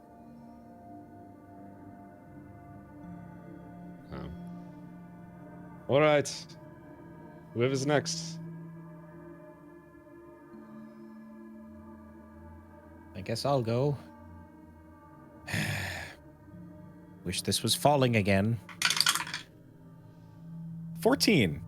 All right. And Yeah, that's you with a don't- -1. You don't need to be pulled up. You got it. Like he had something to prove. Yep.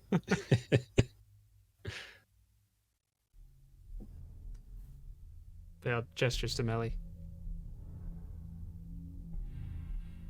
I think I would be okay with just being pulled up. If that's okay. Yeah, they just kind of. I don't know if anyone helps, but Carrick will start pulling the Yes, rope up. I would help. Yeah, so with the help of even just Mac or Echo too, if he helps, it's easy peas. They get you up. Now for you, brother. Here we go. Shall we carry your weight? Vale, I think Vale gives him the finger. I think he just flips him off. Don't forget to use the rod. He got a 13. Okay, that's fine. All right, everybody's up.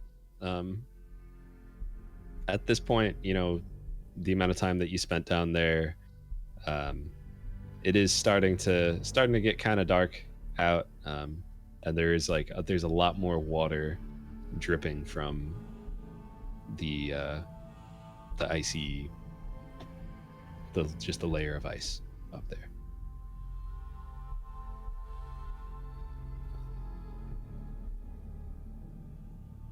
I was Carrick, go ahead. I was thinking perhaps we should check in on the carcass of the dragon, but it's getting late.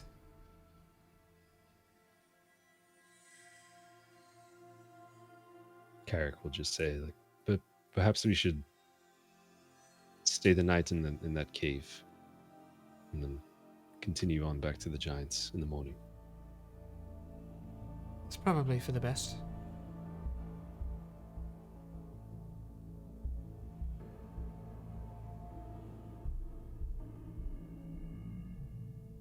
Okay. I'd say we'd start setting up camp at the entrance to the cave, or like closer to the entrance to the cave. Sounds good. Anyone have any campfire songs, rituals, plans, anything specific you want to do, or are we speed running the I rest? think I would just want to try to count all of the coin. Okay. I think it would just make sense. Sure. Yeah. Just roll an Get it? intelligence check. No, I'm just kidding. Very nice. Thank you. Okay. Yeah. So Vale is He's just setting up piles and like trying to like yeah, stacks of tens, hundreds, it's like counting whatever. away. Yeah.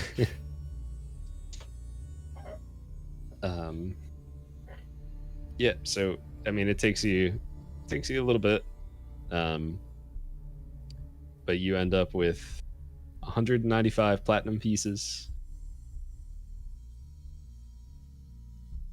633 gold pieces,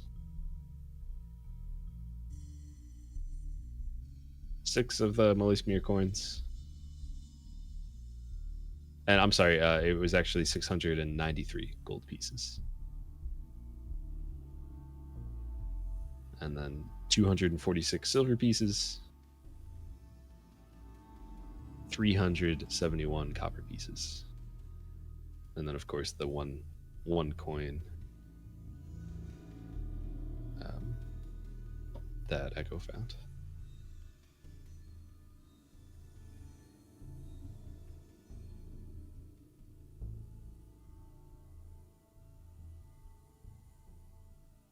I think Vale would just start to divide it into 5 piles.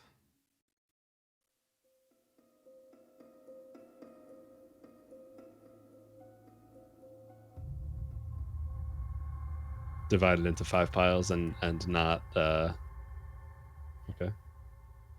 Carrick will, if he sees you like doing like, you know, one for you, one for you, one for, if he sees that, he'll just say, I have all that I need. You can keep your coins. Spread them between the 4 of you. But you helped kill a dragon. Brother, that is reward enough.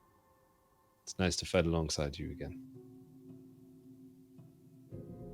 And all of you. It's very been my generous.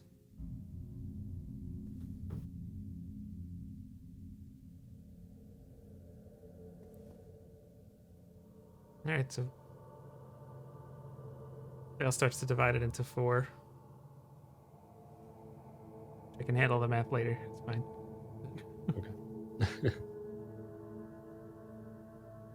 Alright. Melly's gonna take some time and attune to that the staff.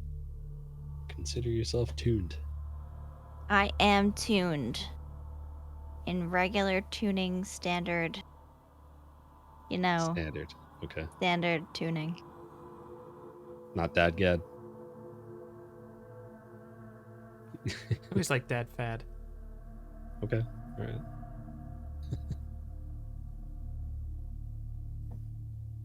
Okay. Anyone have anything they want to do other than count the money, attune to the things, or just sleep in and moving on?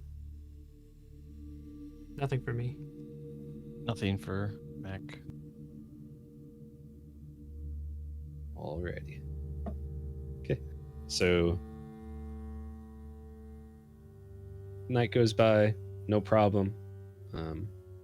You're kind of deep in a weird spot, so there's no creepy crawlies or growls or anything coming from the corner. It's all good. You wake up in the morning, refreshed. Everybody could apply a long rest, and you could get a move on.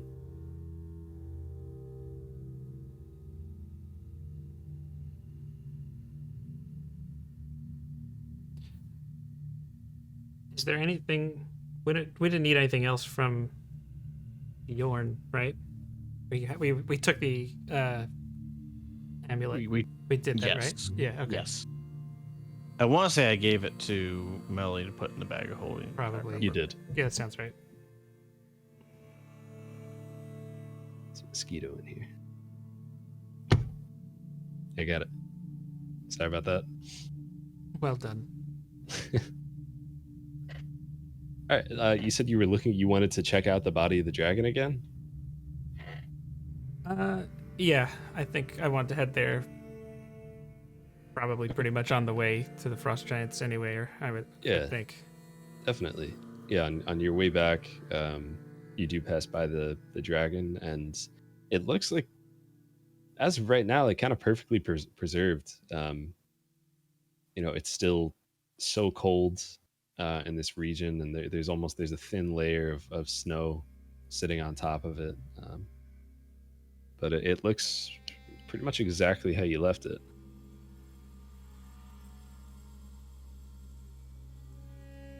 I feel like we should try and harvest some of its scales or its hide, but that seems like that would be really difficult to do.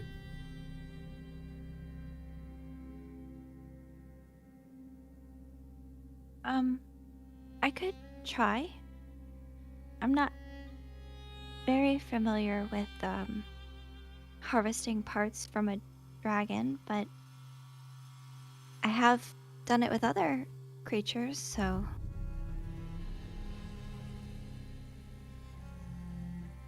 who's to say that it won't be somewhat similar? Only different in your mind. I will keep that at the forefront. If Vale tries to help any way he can. All right, so what does Melly got to do?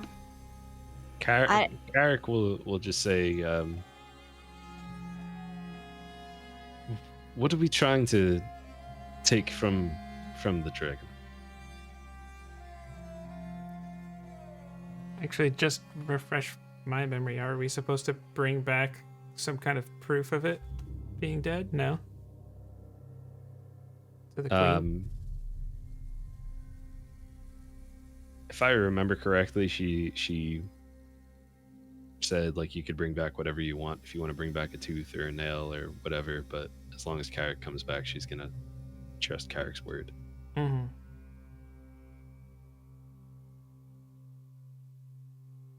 Just assume it's got some kind of cold resistant properties in its hide.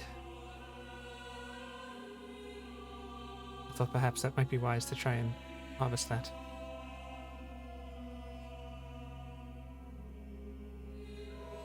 All right, and he'll try to help Melly so you're trying to harvest the hide then. Yeah. Okay. All right. I would- makes the right. I would try to help also. If it Plenty to makes go around. So Melly, roll a survival check with advantage. All right, Melly can do that. Oh gosh, I'm so nervous. Okay, that was a wild ride. So that was a natural 20. Then Very that's nice. 24, 26, 27, because she's proficient in survival. Yeah, I mean that was perfect. You got pretty much everything that there would be to get as far as the hide. Like no one even really had to help you too. Like everybody was kind of like ready to try to do their part, and you just kind of, I feel like you were just like, yeah, wait a second, I got this, and you just, just did your thing and easy peas. Is that the first time she's harvested a hide from an animal? That Good makes old sense. farm living. Yeah, it makes sense. Wow. Is there anything else that we might want? Like, Bill just tries to look at the Teeth or- arrows again.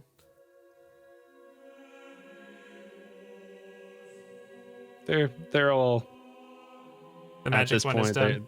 Yeah, there's nothing left, and that it everything that it had inside of it is just it's all used up.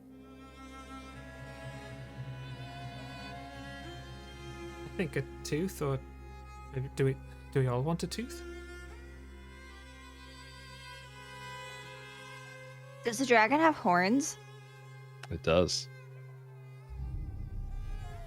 Melly's gonna try and harvest the horns first. Okay. Yeah, do another survival check. All right, let's roll this die. See if it'll betray me now. Oh man, she's on fire. 25. Yeah, no problem at all. You're able to just get the horns right off. You actually, I mean, if you wanted to, you could get the you get like the whole skull with the horns attached, if that's what you're looking for, or if you're looking for just the horns, you could take the horns. Why not take the whole head? There Yeah, you if go. you're offering, I'm gonna take it. Okay. If Vale sees you like thinking about what to do with that, he just says, I think that might be a nice gift for the frost giants. To agree. That's a brilliant idea. Are there any other parts of a dragon that can be useful? Claws? All right, Melly's gonna try and get some claws. Okay. Do you think? Here we go. Okay, that one wasn't as good. Does she still have advantage? Yes, she I think does. we'd all be helping if she. Yeah. Oh, geez, neither of those are very good.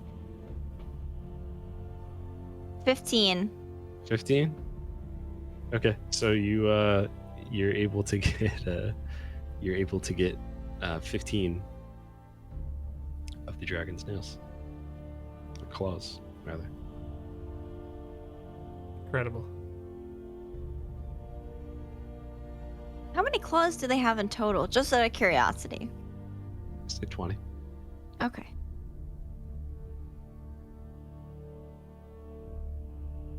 Well, I don't know. Does anyone know if dragon meat is good to eat? I feel like it might be kind of gross.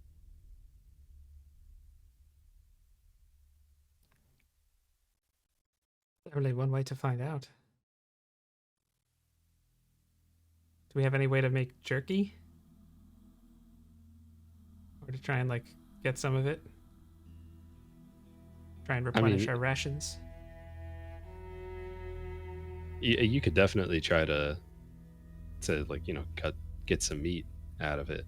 As far as like make jerky, like right now, definitely not like in the.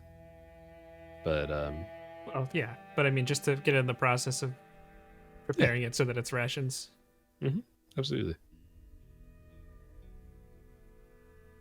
All right, Melly will try and harvest some meat. Okay. Do you think?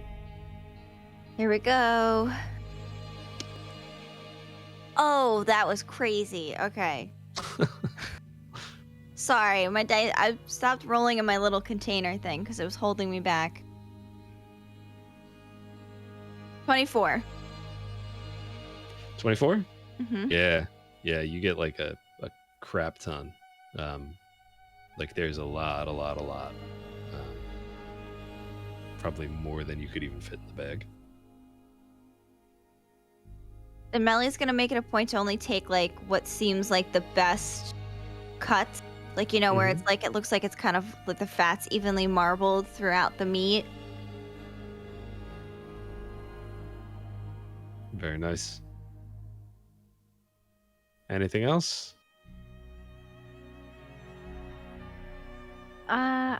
Unless we want to take the rest of its bones? I'm not sure what else we might need or want.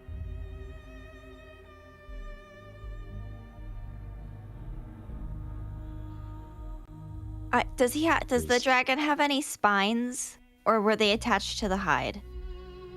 They were attached to the hide. Okay, then we got those already. All right.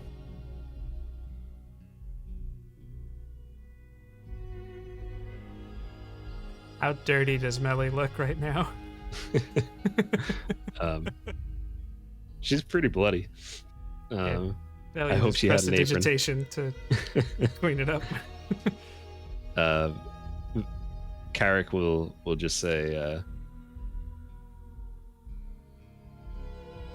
I'm not entirely sure where it is, but I've heard of people making things out of the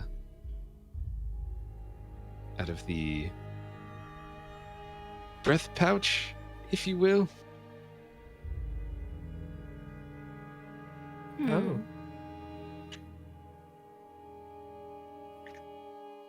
I guess that would depend on the origin of its magic.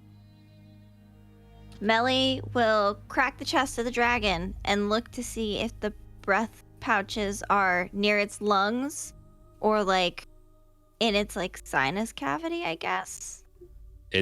So as you look through there's like something like kind of in like the back of the throat sinus cavity kind of area.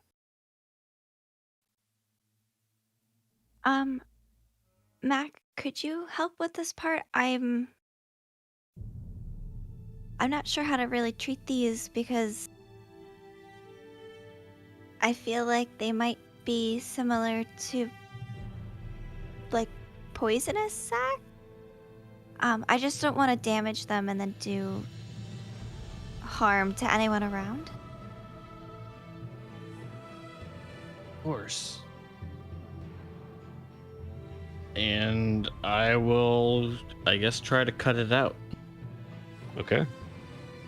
Roll a survival. And you can do it with advantage. That is a 15. 15. With advantage. But yes.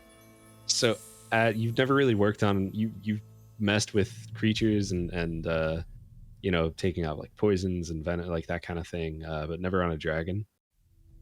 And as you're trying to cut it out, you end up kind of like nicking the side of it, and you see just like this bright blue cold liquid just kind of like ooze out of it, and any area that it touches just like freezes solid, and it kind of it empties out.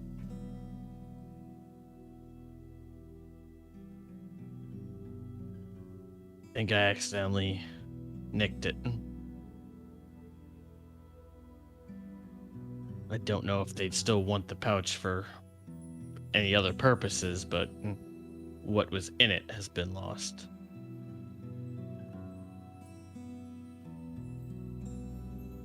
But I still hand it over to you, I guess, to put in the bag of holding. It's cold. I put it in the bag of holding with everything else we have.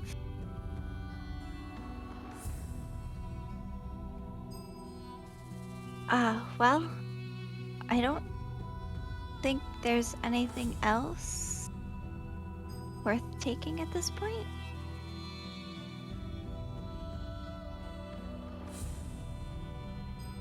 Feel satisfied, so am I. All right. Looks pretty clean. Hi ho, onward to the Giants. Onward to the Giants. Okay. And we'll pick up from there next week, because it is 10 o'clock, and I think everybody's a little tired. So everybody, thank you so much for hanging out. I know this session was a little different, mostly just kind of opening boxes and kind of finding what kind of loot is there. Probably the first time we've had a session like that, but hey, actually the second time. After the Hag's Hut, we had one. But all fun stuff that we're going to see what they do and how the players use them another time. So be sure to tune in tomorrow, twitch.tv/itsevbo. Most likely, he's going to be doing his 1,000-Year Door, right? Paper Mario 1,000-Year Door stream, and that's voice correct. acted with his crazy stuff that he's doing on voice mod. And just before we go, I'm going to drop his link again for voice mod in there. If you like the stuff we do with voice mod and the crazy voices we make, check it out. It's really not that expensive, and it's kind of an awesome tool. So if this is your first time hanging out, hope you enjoyed yourself. If you want to catch up on past episodes, feel free to subscribe to our YouTube channel, youtube.com/J&J Tabletop. You could also do Command J&J in chat, and that'll bring you to all the places. We have a playlist with all the past episodes, and the ones that are not on YouTube, they're going to be on anywhere where you find podcasts. Podcast is called Rare Drop Roleplay. Rare Drop Roleplay also has a YouTube channel, so please check them out and subscribe over there. And join us on Discord so we can talk about all the things all the time. And until then, see you next time. Have a great day. Enjoy your weekend, and be kind, be safe.